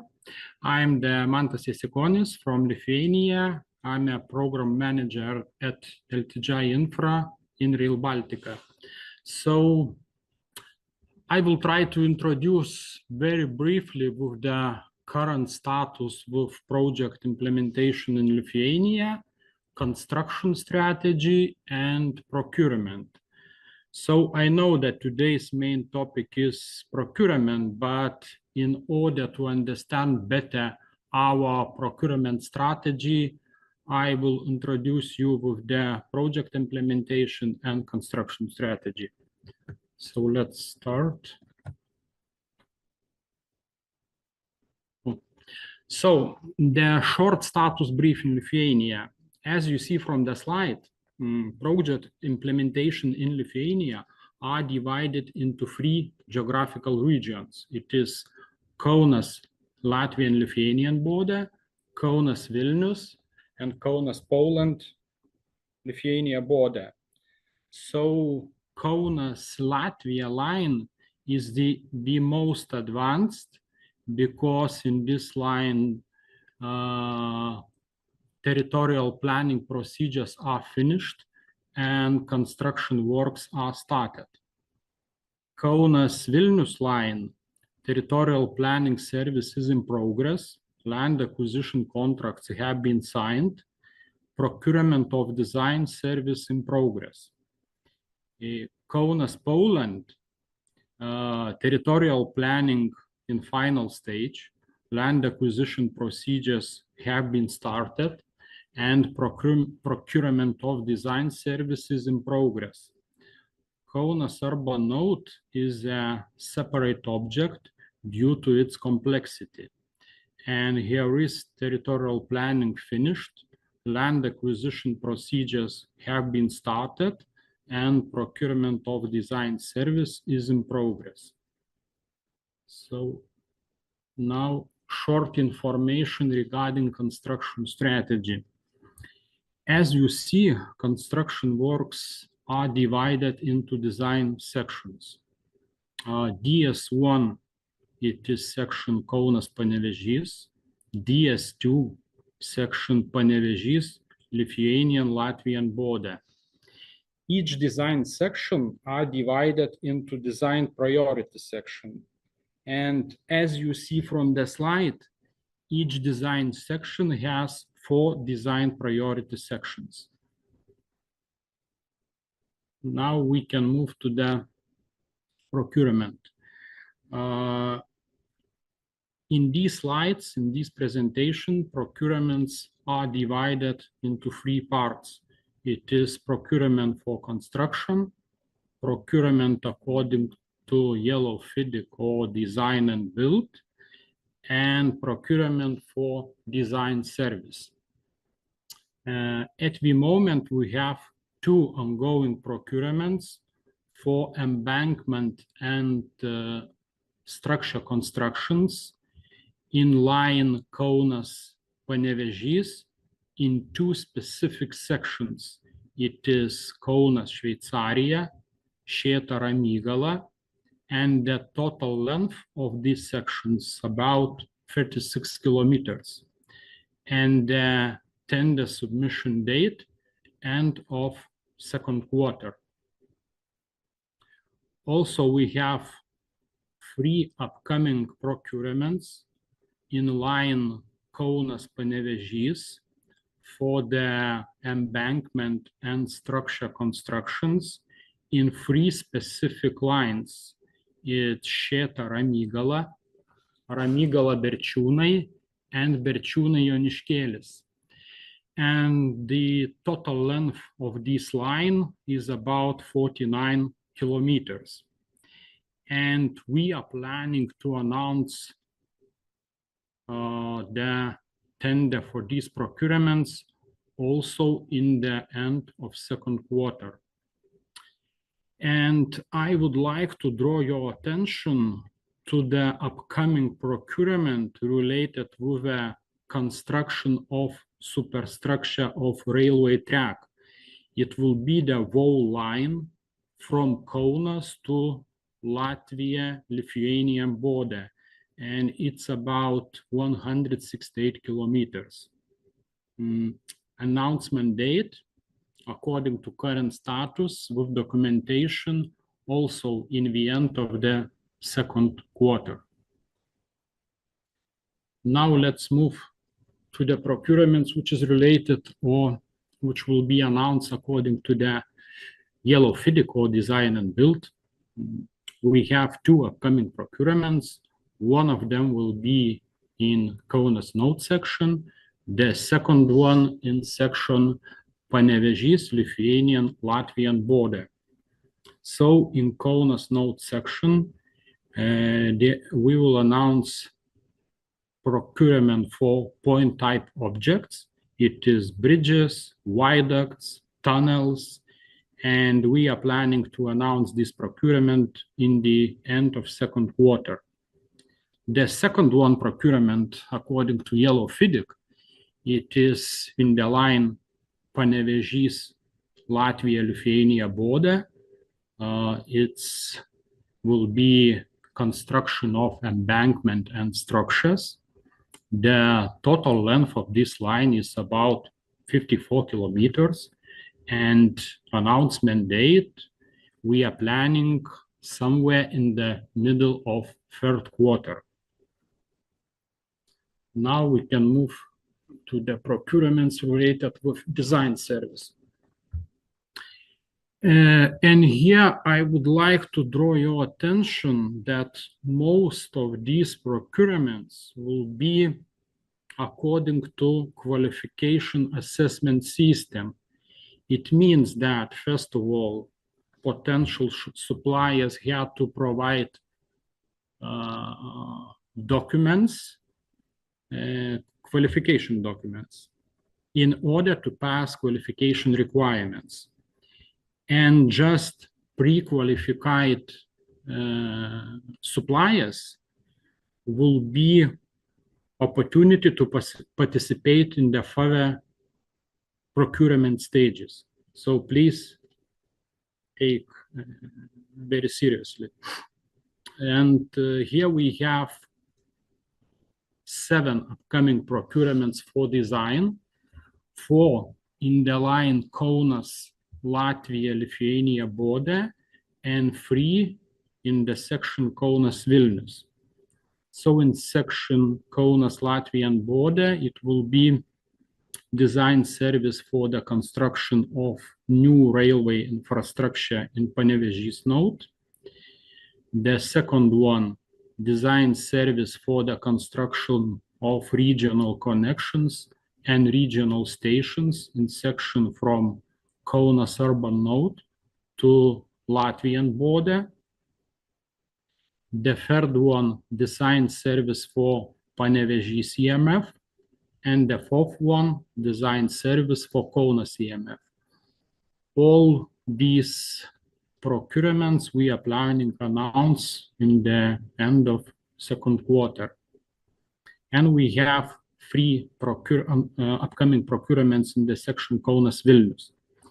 It is design service for Vilnius Kaunas regional station Vievis, design service for Vilnius Kaunas regional station Kaišiadorys, and design service for Vilnius node. Also here we are planning to announce procurements in the end of second quarter. And I would like to share our expectations and advices for the potential suppliers. Plan and prepare not only for procurement, but also for the contract execution, because it's one of the main factors for the successful project implementation. During the tenders, submit your questions as soon as possible. Be proactive and let us know what may be improved. All information or the documentation related with procurement you can find in the procurement plan in web railbaltica.org. That's all from my side. Yes, thank you, Mantas, very much. Again, very insightful presentation and nice to see you virtually. We do have a couple of questions. Question related to Neris Bridge construction. You mildly covered it, so how far is that? It's a difficult question. Let's say, I would say like this, that we are moving forward in this situation. And I hope in the nearest future, the improvements will be. Okay, and we will read more about the progress on LTG Infra's communication channels, Yes, as always. This information will be provided. Yes, thank you. There's a question regarding procurement, regarding point type objects in Kaunas. Initial plan was 2 stages, design and construction. Why design and construction are being procured together? What's the reason for that? And benefits? The reason is very simple. The Kaunas node is the main line from Kaunas to Poland. And everybody knows that we should connect to the Poland by 2030, yeah? And to organize procurement in 1 stage instead of 2 stages, what was previously, we are accelerating project implementation quite dramatically. And this strategy allow us to start point type objects construction. It means bridges, viaducts, earlier than main line construction will be started. So the answer is simple, in order to accelerate project implementation. Thank you very much, Mantas. I keep promising, and we'll stick to our promises, that the questions that are asked in Slido, most of them have been answered. We will keep addressing them. Those who have not been answered, we will definitely put together in writing and publish on our website together with the materials of this webinar. And now I want to say thank you. So we will move on. And Christine, thank you. Yes, speak to you soon. Christine Malnich is back again in our mini studio. So Christine, I'm very happy that the circle has almost concluded. Just to follow up on what was heard, so we heard about where the project is in 2024, what are the main priorities. Can you maybe, for those who maybe are dialing in just now, do 3 points on what are the key takeaways that from those sessions covering global project progress and engagement opportunities, so what the listeners could take for them after this webinar? As we heard today, so Rail Baltica project is really, really big project, mega infrastructure project, and very complex one. The activities are ongoing in all 3 countries, and different kind of activities. In Latvia, for example, now the focus is on construction of passenger stations. We are about to start mainline construction. Similarly, you heard what is going on in Estonia and in Lithuania. So many things going on. We have very good counterparts in all 3 countries, very good companies, suppliers, contractors who help us to move ahead. And we have to keep in mind that we have this target 2030 to achieve, and I'm sure we will succeed. But for that still, we cannot let the pace slow down. We have to stay focused, committed, engage everyone as much as you can. We have to make sure that we have stable cash flow for our investments, that we have enough resources, different type of resources that we need, and then we can definitely succeed. Please stay in touch, stay close with Rail Baltica and provide your support, and then I'm sure we will reach target 2030. Thank you. So once again, all the materials will be available on our sites, website, and social media. Recordings will be available. We are very happy that the interest is still there. We see that there are still viewers in this webinar, and we would like to wrap up with the sort of, I would call it a dessert, definitely a priority of Rail Baltica project, topic that that on which we have been working on as a project, but there has not been actually that much public communication on where we are. So I would like that Christina, you as the leader of the topic, introduce. So what is the role of Rail Baltica in sustainable development? And I know that you will have a great group of people joining you, both as presenters and as members of discussions. I understand that we will start with Stefano, our team member. So maybe you can just give a couple of intro words, and the floor is yours. Thank you, Signe. Yes, and let us proceed now with quite new topic, I would say, that has not been discussed much yet in Rail Baltica, and this is our contribution to sustainable development, how Rail Baltica can and already contributes to sustainable development. Nowadays, sustainable development is considered to be one of the main global challenges which world faces today. And rail is the greenest and cleanest mode of transport. And thus, rail is able to create sustainable lifestyles and sustainable economies. And we are happy that we have Rail Baltica Project that will definitely contribute to sustainable development. And today we would like to introduce you how Rail Baltica can help and is helping and contributes to sustainable development. So today we will have a panel discussion with also some short presentations provided by our panelists. And I have asked two of my colleagues to join me today. Here in the studio we have Iveta Jägere.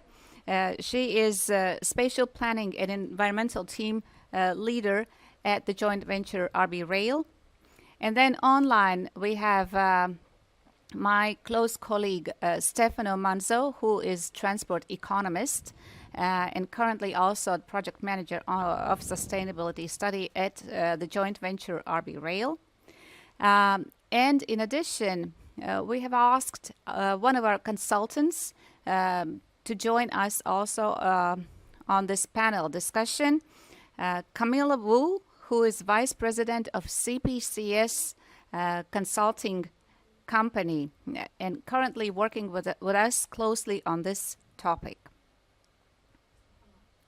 For introduction, I would like to inform you that last year we launched the study which would help us to understand and also promote sustainable design, sustainable construction and sustainable operations of Rail Baltica Project. So the study was launched with the aim to define sustainability principles that we already follow and would like to follow in the future. Also to indicate the good examples, good things that we already do in Rail Baltica Project, contributing to sustainable development. And also we would like to create a matrix that would help us to monitor our contribution to sustainable development, so we can assess the project's performance from this perspective. And now, as the first speaker, I would like to ask my colleague Stefano to emphasize and to explain one of the aspects that helps us to reach these sustainability goals, and namely Rail Baltica being electrified railway in the future, how we can contribute to sustainable development with the usage of energy in the future. So please, Stefano. Yeah, Christina, thank you. Thank you very much. I'm sharing the video.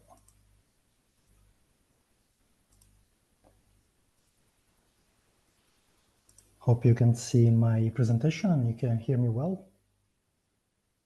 Yes? Yes. Super, super.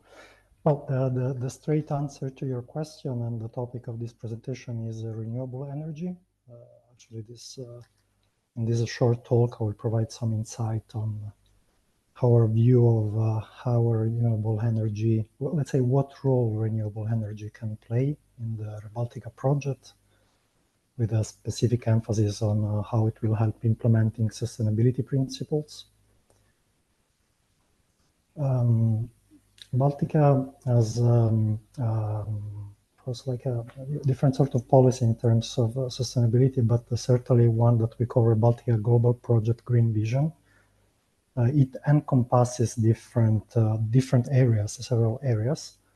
The one in particular that is relevant for this, let's say, short talk and the scope of this short talk is the point number 3 that you can see highlighted in the right part of the screen, and that is about sustainable usage of energy sources during construction and operation phases. In fact, as you mentioned, Christina, the plans for Baltica is to create like a fully electrified infrastructure network based and powered on renewable energy. This, as we'll show later, currently there is, let's say, the extra demand that in terms of renewable energy that Rail Baltica will create based on this commitment will make necessary increased investment in renewable energy in the Baltics. And this will unlock a number of benefits related to sustainability, not only the most, let's say, straightforward, that are those in terms of environmental sustainability related to reduction of greenhouse emissions, but also a number of socio-economic benefits that are directly or indirectly related to this investment unlocked in renewable energy industry in Baltics. In fact, as I mentioned before, Rail Baltica has been planned to be fully electrified and fully powered by renewable energy. It is planned to consume around, well, it's forecasted to need around 290k megawatt per year. And this actually corresponds to an increase in the demand of energy in the Baltics of around 3% across the 3 countries. Currently, let's say, such excess in the supply is not present. Therefore, we expect that this extra demand will induce investment in the renewable energy sector in the Baltics, particularly, not only, but particularly on offshore wind energy. This overall will support a shift toward sustainability, for instance, by increasing the supply of the energy mix in favor of renewables energy, which of course will be available not only for Rail Baltica, but also for other industry projects in the Baltics. Of course, is aligned with the European Union policy with respect to reducing greenhouse gas emissions. We reduce dependency of the Baltic area of the 3 Baltic countries from external energy sources. And of course, we'll increase investment in renewable technologies, which in turn, as I mentioned, will have a number of potential benefits, starting from increased research in funding research in this sector, creating new jobs, etc. Based on the projections in terms of services offered by Rail Baltica and demand for passengers and freight, we calculated that Rail Baltica has the potential to reduce demand for fossil fuels in the transportation sector in the Baltics between 1.5 and 3%. This depends, of course, from low and high projections, and an overall induced investment of around 350 million, which, as I meant, will be needed in order to compensate for the extra demand as compared to supply as it is now in the Baltics for renewable energies. How to get there? Well, let's say we don't have yet a roadmap, but certainly we have clear ideas on how to get to this point of having enough renewable energy. So what we call renewable energy strategy, based primarily on 2 pillars. The first one is to ensure long-term reliable supply of renewable energy. This, of course, is will be based on a strict collaboration with the industry and renewable energy providers, as well as potentially to also invest to generate own supply, for instance, through solar panels. And as I mentioned before, Rail Baltica is meant to be fully electrified infrastructure. So this energy is not only meant to power locomotives that will carry our trains, but also like the overall Rail Baltica infrastructure. So including stations operation, infrastructure maintenance facilities, and such. So to sum up this short insight on the topic, ensuring a long-term reliable supply of renewable energy, it's fundamental, we believe it's fundamental for Rail Baltica to achieve the overall Rail Baltica sustainability strategy. This must be based on two pillars that I just mentioned: strong partnership with renewable energy providers, as well as potentially investing in infrastructure to generate, let's say, own supply of renewable energy, like as I mentioned, solar parks and others, which in turn may also be like a positive impact for Rail Baltica as an infrastructure in the measure that potentially excess of energy can be sold back to the grid. And as I mentioned, this will unlock investment, will support investment in the renewable energy industry in the Baltics. And this may have a broad range of potential, let's say, wider economic benefits. Supporting research, I already mentioned, generating expertise in local, reducing dependency on external energy providers, and many others. And with this, I conclude this short introduction on what is going to be, how do we see, let's say, the role of renewable energy in the Rail Baltica project. Thank you, Stefano. That was really a tangible example of Rail Baltica's contribution to sustainable development by using renewable energy source. And just to remind you, Stefano already mentioned in his speech that in total, we're planning to increase energy consumption in each of the Baltic countries by 3%. And those 3% then should come from renewable energy sources. And by this, of course, Rail Baltica will incentivize investments in renewable energy. This is our target in upcoming future. Now I would like to zoom out a bit from one concrete example mentioned to a broader spectrum of sustainability. And here I would like to ask our consultant, Camille Wu from CPCS, to give us their view, how they see the role of Rail Baltica in sustainable development. Good afternoon, everyone, and thank you, Christina, for the opportunity to participate in today's keynote and panel discussion. My name is Camille Wu. I'm a VP with CBCS. We are a global management consulting firm focused on infrastructure advisory, and we have had the tremendous privilege of helping Rail Baltica with a study that covers sustainable design, construction, and operations. So I'm thrilled to share the role of Rail Baltica in sustainable development with you today.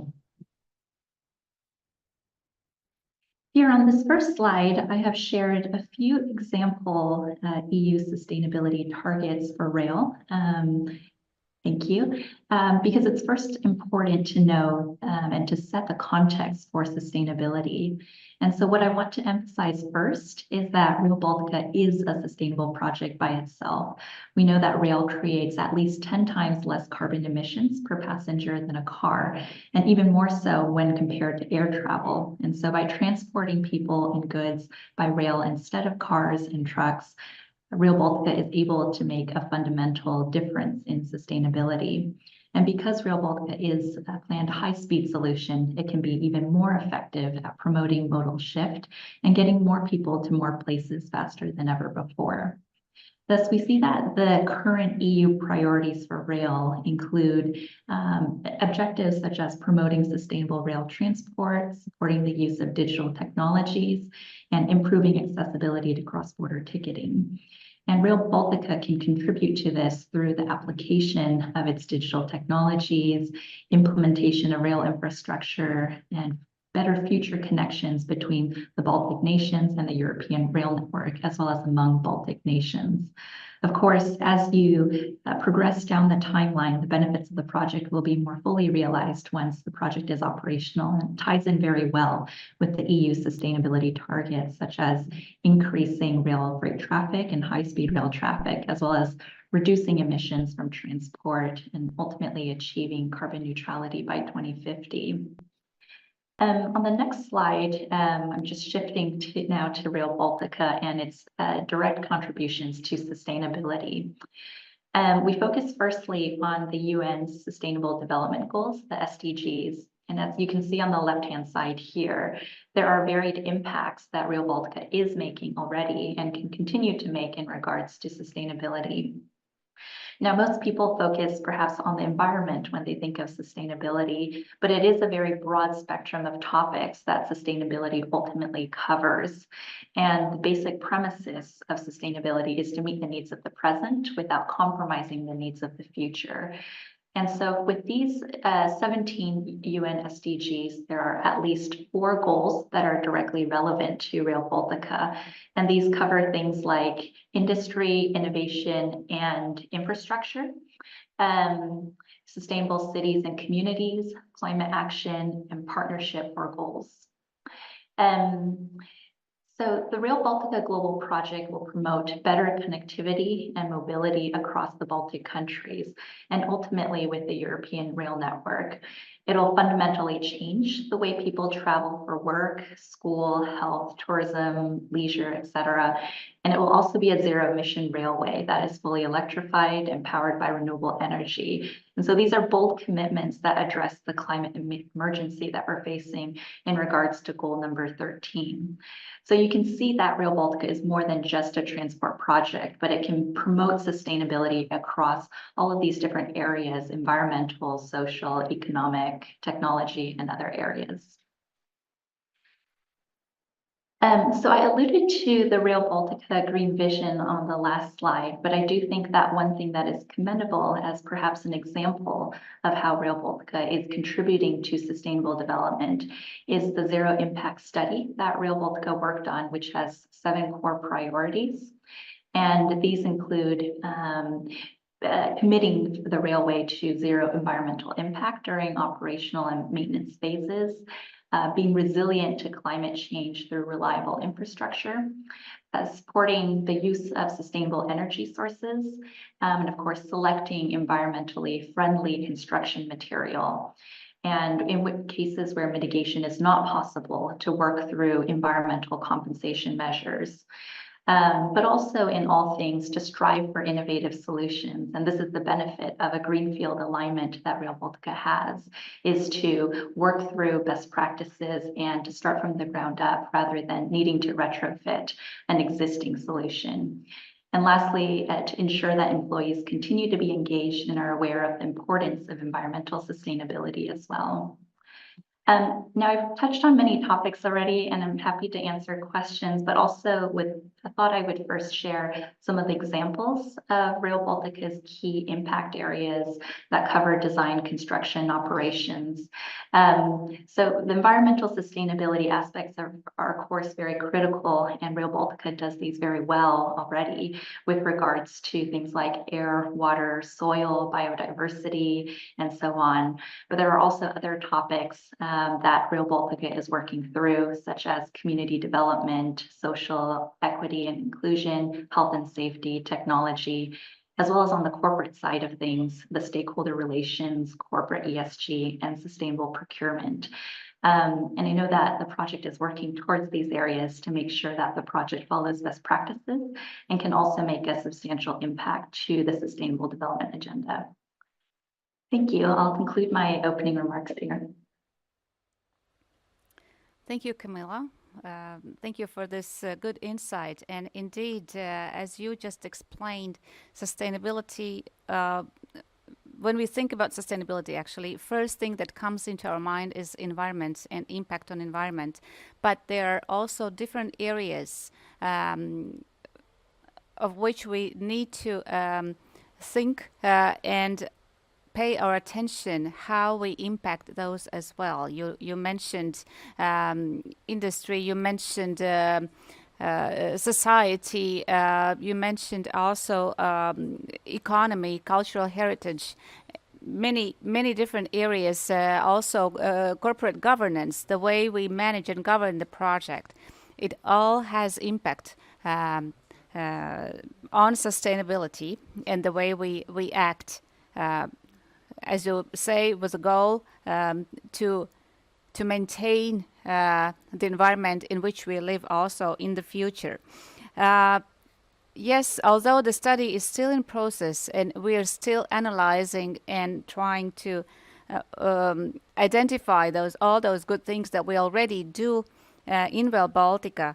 But I would like to ask you, Iveta, now, how can we make sure that those commitments that we would like to define for ourselves, that they would really become reality at the end? Yeah, a very simple, but actually at the same time very complex question. So the answer will be also the same, a combination. First of all, the approach for the sustainability has to be systemic. It has to have clear understanding between all the involved parties, and specifically that's important for such a big scale project as Rail Baltica is, where there's so many involved parties. Upper level, senior level, and to each employee, engagement and understanding of the principles and as well as the goals. So this cannot be stressed out more than it has to be stressed. So this is a very important thing. And at the same time, also historically looking at sustainability, when it still was seen as something more voluntary than something as a new normal, such things as culture, organizational culture, values, passion, those also have to be stressed, because it can't work in a way as it should be if it's not coming from the heart. So it has to come also from the heart of the company. But above all those, I think I will want to mention additionally too, and especially we talk about the business environment and suppliers, and this language is understandable for all of us involved. It's the demand. Is there a demand for sustainable approach and achieving the results? And is there a benefit? Because that's also a good balance in all life areas, that we have to have regulatory enactments or requirements that ask and demand from us to do something, but there also has to be this carrot or some kind of incentive what we get back from it. And we now, and by saying we, I mean the wider also Europe context, we live in a rapidly changing environment for sustainability practices, and those are brought because of regulatory requirements, also regarding how and in what way, and how in a standardized and comparable way we will report on our sustainability performances. So the demand is there because now we all the possible suppliers and existing ones, we are linked and entangled in a kind of invisible network where data produced as output data by someone become input data for somebody else. So we need to cooperate, we need to access the data from others, and we actually benefit from our suppliers and partners from their success. So this, I kind of think that in a very near future, when also the sustainability reports and good data, that will be data-driven analysis of performance, not only in a sustainability aspects, but also economically and financially and time resource effective use way, when those benefits will be shown and we will learn each one from one another. And at that point, I kind of think that this is going up by spiral is just non-stoppable at the moment. For sustainability commitments and the way how we do it, this is a very good time. So I think we are also very timely revisiting our sustainability goals and having also this discussion here in our webinar.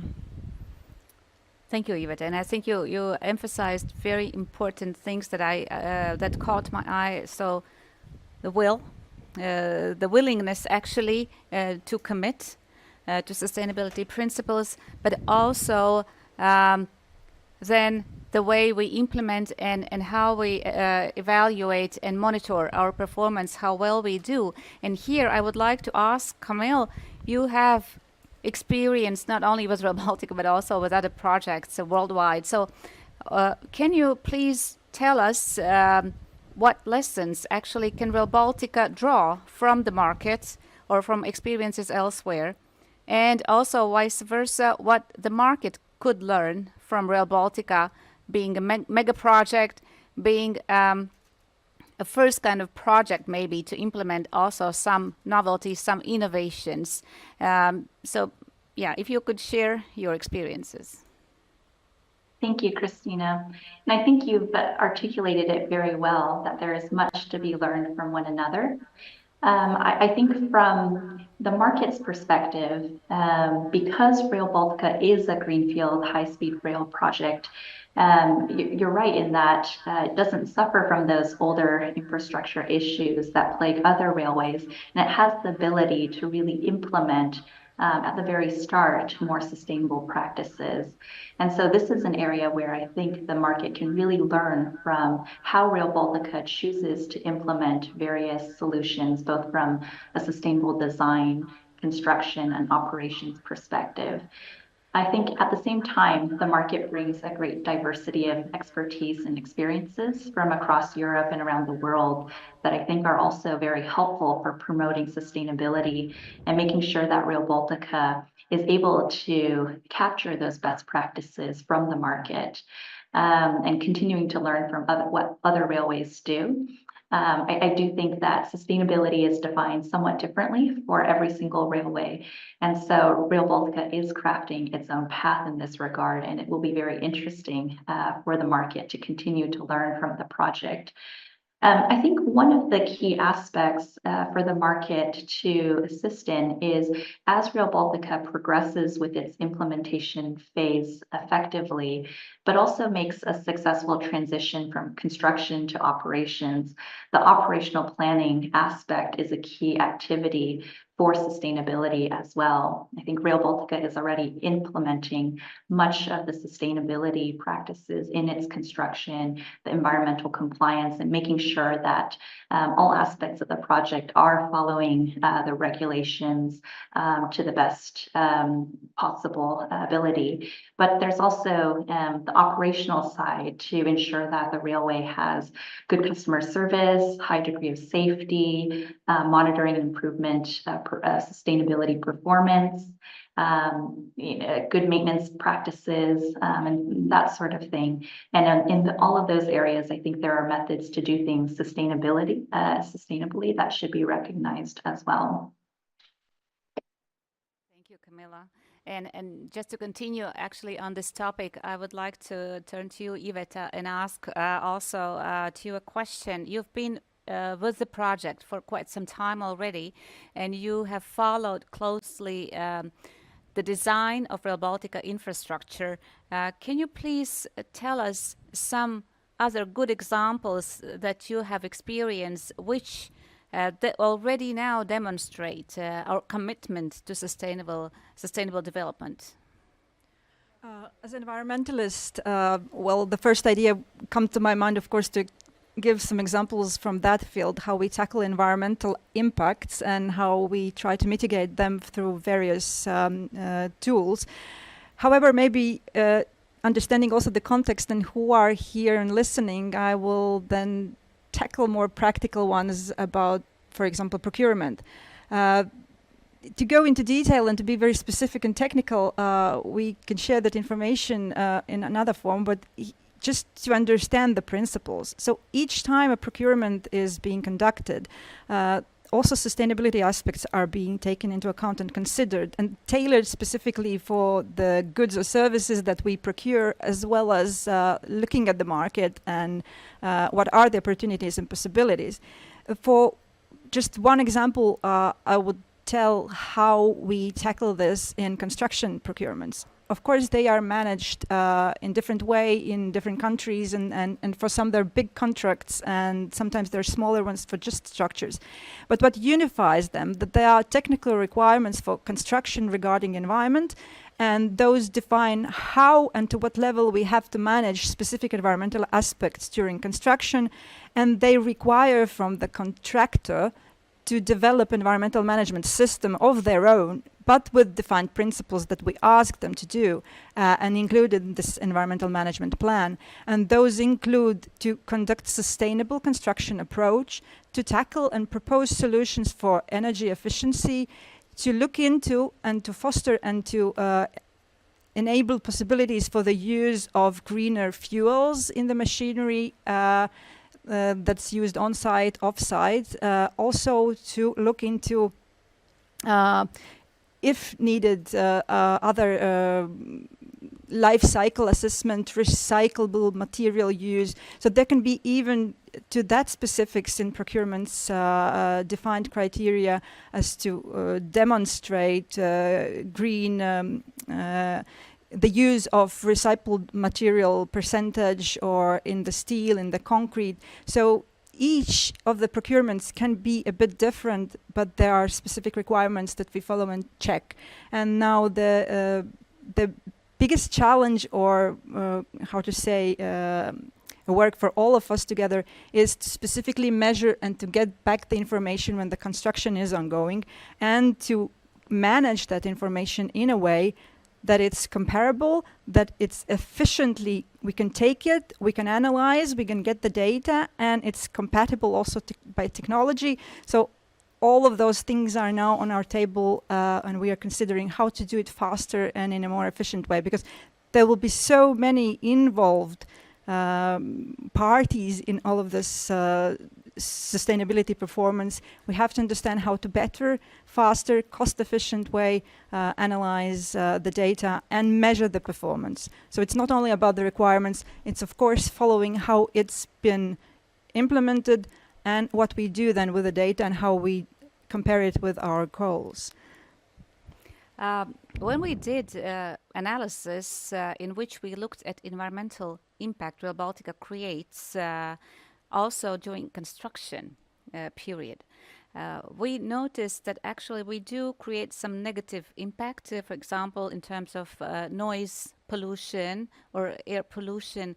Are you aware of any concrete mitigation measures that we implement on construction sites to minimize that impact on environment? Well, of course, there are measures that are being taken, and they are already embedded in the design, so that the infrastructure that's delivered at the end, in the future, intensity of the use of infrastructure will not lead to impacts that cause a negative effect on society, on nature, as well of or many aspects of environment. So that also includes, of course, building noise barriers and minimizing the impact of vibration by installing dampers and various other things. But there is also this noise, vibration, and all other nuisances during construction that are important to be mitigated and taken into account during the construction phase. Though during construction, it's also a high obligation of the one who is performing the construction to have in place management plans for how to manage also noise, air and dust from construction sites, and to react to any complaints that could be received during the construction. Because it's also very important not only to think that your performance is not exceeding or creating nuisance, but also to listen to the local communities and understand, do you need some corrective actions? Because this is a very, very big project, and we understand that we are creating something new all along 3 countries, and we all understand the benefit of the project, but that is quite a long time while we construct, and so we have to live alongside we as the ones who will be constructing and the local communities who are there, who are patiently waiting also for this infrastructure to be built. So there are measures during construction and also that will be remaining after the infrastructure is delivered, so that there is no breaches of legislative requirements. Yes. Thank you, Iveta. And Camilla, I would like to turn to you again. You being an external party, so to say, in this project, an external consultant, so you are able to look at Rail Baltica performance from a side a bit, although you're very much closely now working with us together on sustainability matters, but still, I would like to ask you how you see and what would be your recommendations for Rail Baltica implementers, contractors, suppliers. So, but in general, what would be those main directions that Rail Baltica would need to focus in a way to foster sustainable development and to contribute the most, I would say? Thank you, Christine. I think Jovita, apologies, has already covered very well the various environmental sustainability directions that the project is undertaking. And there's already a very concerted focus on the sustainable development from each of the implementing bodies on the construction side to sustainability. And so I think it's important for Rail Baltica to continue this trajectory and to advance and as she mentioned, to track that data and to establish common metrics that can be routinely monitored and evaluated and improved upon throughout this implementation phase. The other aspect to this, in order to more concretely foster sustainable development, is to continue to integrate other types of sustainability metrics into the procurement processes so that sustainability is clearly embedded into the expectations of contractors, perhaps outside of the environmental compliance, but also in some of the social dimensions that may be important for particular procurements. I think on the social dimensions of the project, this direction becomes more important. So for instance, from a social equity dimension, making sure that the project adequately considers inclusion and accessibility, integrates consideration of marginalized passenger segments into the customer value proposition so that the project can adequately serve students, low-income residents, reduce mobility passengers, etc. And I think also the other area that's really critical, both during implementation and beyond, is making sure that the project is maximizing the benefits of technology and integrating technology into the solution. I know Rail Baltica has already done some work in this space, particularly through the corridor synergies work, and is considering aspects such as the telecommunications, the IT and digital infrastructure, and the energy infrastructure in order to monitor for sustainability as well. On the technology front, we call this the dig once principle, where we want to ensure that we are doing things sustainably and preemptively making sure that all of these technologies that are necessary for the next phase are considered during the implementation phase.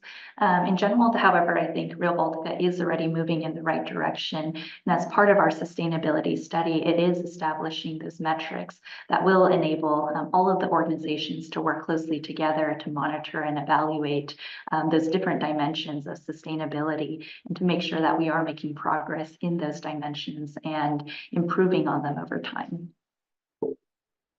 Thank you, Camille. And I believe we have our suppliers, current and future, also still with us in the audience. I hope so. So my question is now to you, Iveta. What do you think then what our suppliers in the future can expect from Rail Baltica in light of this growing emphasis on sustainability principles, on sustainable practices? If in few words, I would say, and this applies also to us, and that in the same manner applies to suppliers and everybody now in the context of also new sustainability reporting. I think that the aspects of transparency, accountability, and possibility to measure the performance, those aspects are manifesting now, and they, of course, are impacting also the way and practices of most of the businesses in Europe or who want to work in Europe, and as well as us. So these three words, accountable, measurable, and transparent environmental and sustainability performance, is something that is very crucial, and in that direction we will be working, and most likely many of our partners. The way is, of course, how we do that and how we come to the point where that is not complex, that becomes easy, that we can share also the information easy, and that we can make this good combination and balance of sustainable and smart. So we are currently, as mentioned several times today, revisiting and going through our sustainability policy and understanding what are the enablers, what are the tools that can be used for that, and what are the specific goals what we want to achieve. And several already mentioned by colleague Vu aspects emerged there, and we will be looking into them. One of them, of course, is use of technology and digitalization, doing that smart. So we are researching in that direction also for ourselves, and will most likely welcome all the examples and good examples of our suppliers, who most likely in several future years will show us how to do that very smartly, how to track the information rapidly, cost effectively, as I mentioned, and also time effectively, so that it can be just grabbed there and used for assessment and as well as for reporting. Such thing as procurement, of course, also emerges. So I personally think that with each year, procurements will strengthen the green criteria and criteria that are oriented towards carbon reduction, as well as circular economy and recyclable material use, because it's all across the market. And from those parallel activities that are currently ongoing, we are working in a Rail Baltica family, involving also all partners who are implementing this project in 3 countries, on climate management and monitoring plan, what would be a document through which we also understand and tackle how exactly what measures we apply and how we do the climate proofing for all the stages of the project implementation. And we are deeply looking into all the practices and possibilities to manage decarbonization during construction, which is a very important topic also currently, specifically also for infrastructure construction projects. So this is also one direction where we're looking into defining those practices, measurable ones, transparent and countable ones. How can we track down our carbon footprint also during construction? So various things that are ongoing, needed, and will most likely affect us all because of this, I would say, beautiful time we're in, when the demand is created for sustainability, when clear targets are put also for the Europe, you name it, just the carbon reduction targets for Europe, they're very ambitious. So at the 2050, we all are there, and we all have to be there, showing our commitment and how we are in a credible pathway to the carbon neutrality. So I think that those will be the things most actual for all of us here in Europe in upcoming years. Thank you, Iveta. And I think you summarized very well the key points that we all need to remember. So transparency, accountability, monitoring, reporting. And by introducing these principles on in many different areas and aspects in our daily operations, this is the way to succeed and really to make sure that we do contribute to sustainable development, that we do less negative impact with our activities. And Rail Baltica is a complex infrastructure, so it's not only the railway itself, but it is also digital solutions, technologies, services that we design, the integration with the environment in which we place Rail Baltica. So the impact is, the impact, I would say, can be felt on many, many different areas, and we have to make sure that we create more positive impact and we really reduce the negative impact as much as it is possible, especially in the construction period. As I already mentioned in the beginning, we are in the process of sustainability study. We expect the study to be completed somewhere around midsummer this year, and we would expect some new also principles defined and introduced in Rail Baltica project, as well as indicators that would allow us to measure our performance, how well we stick to our own targets and principles. So this is yet to come, so please stay in touch with us, stay close, and let's build Rail Baltica together. So thank you for today and see you in the next events.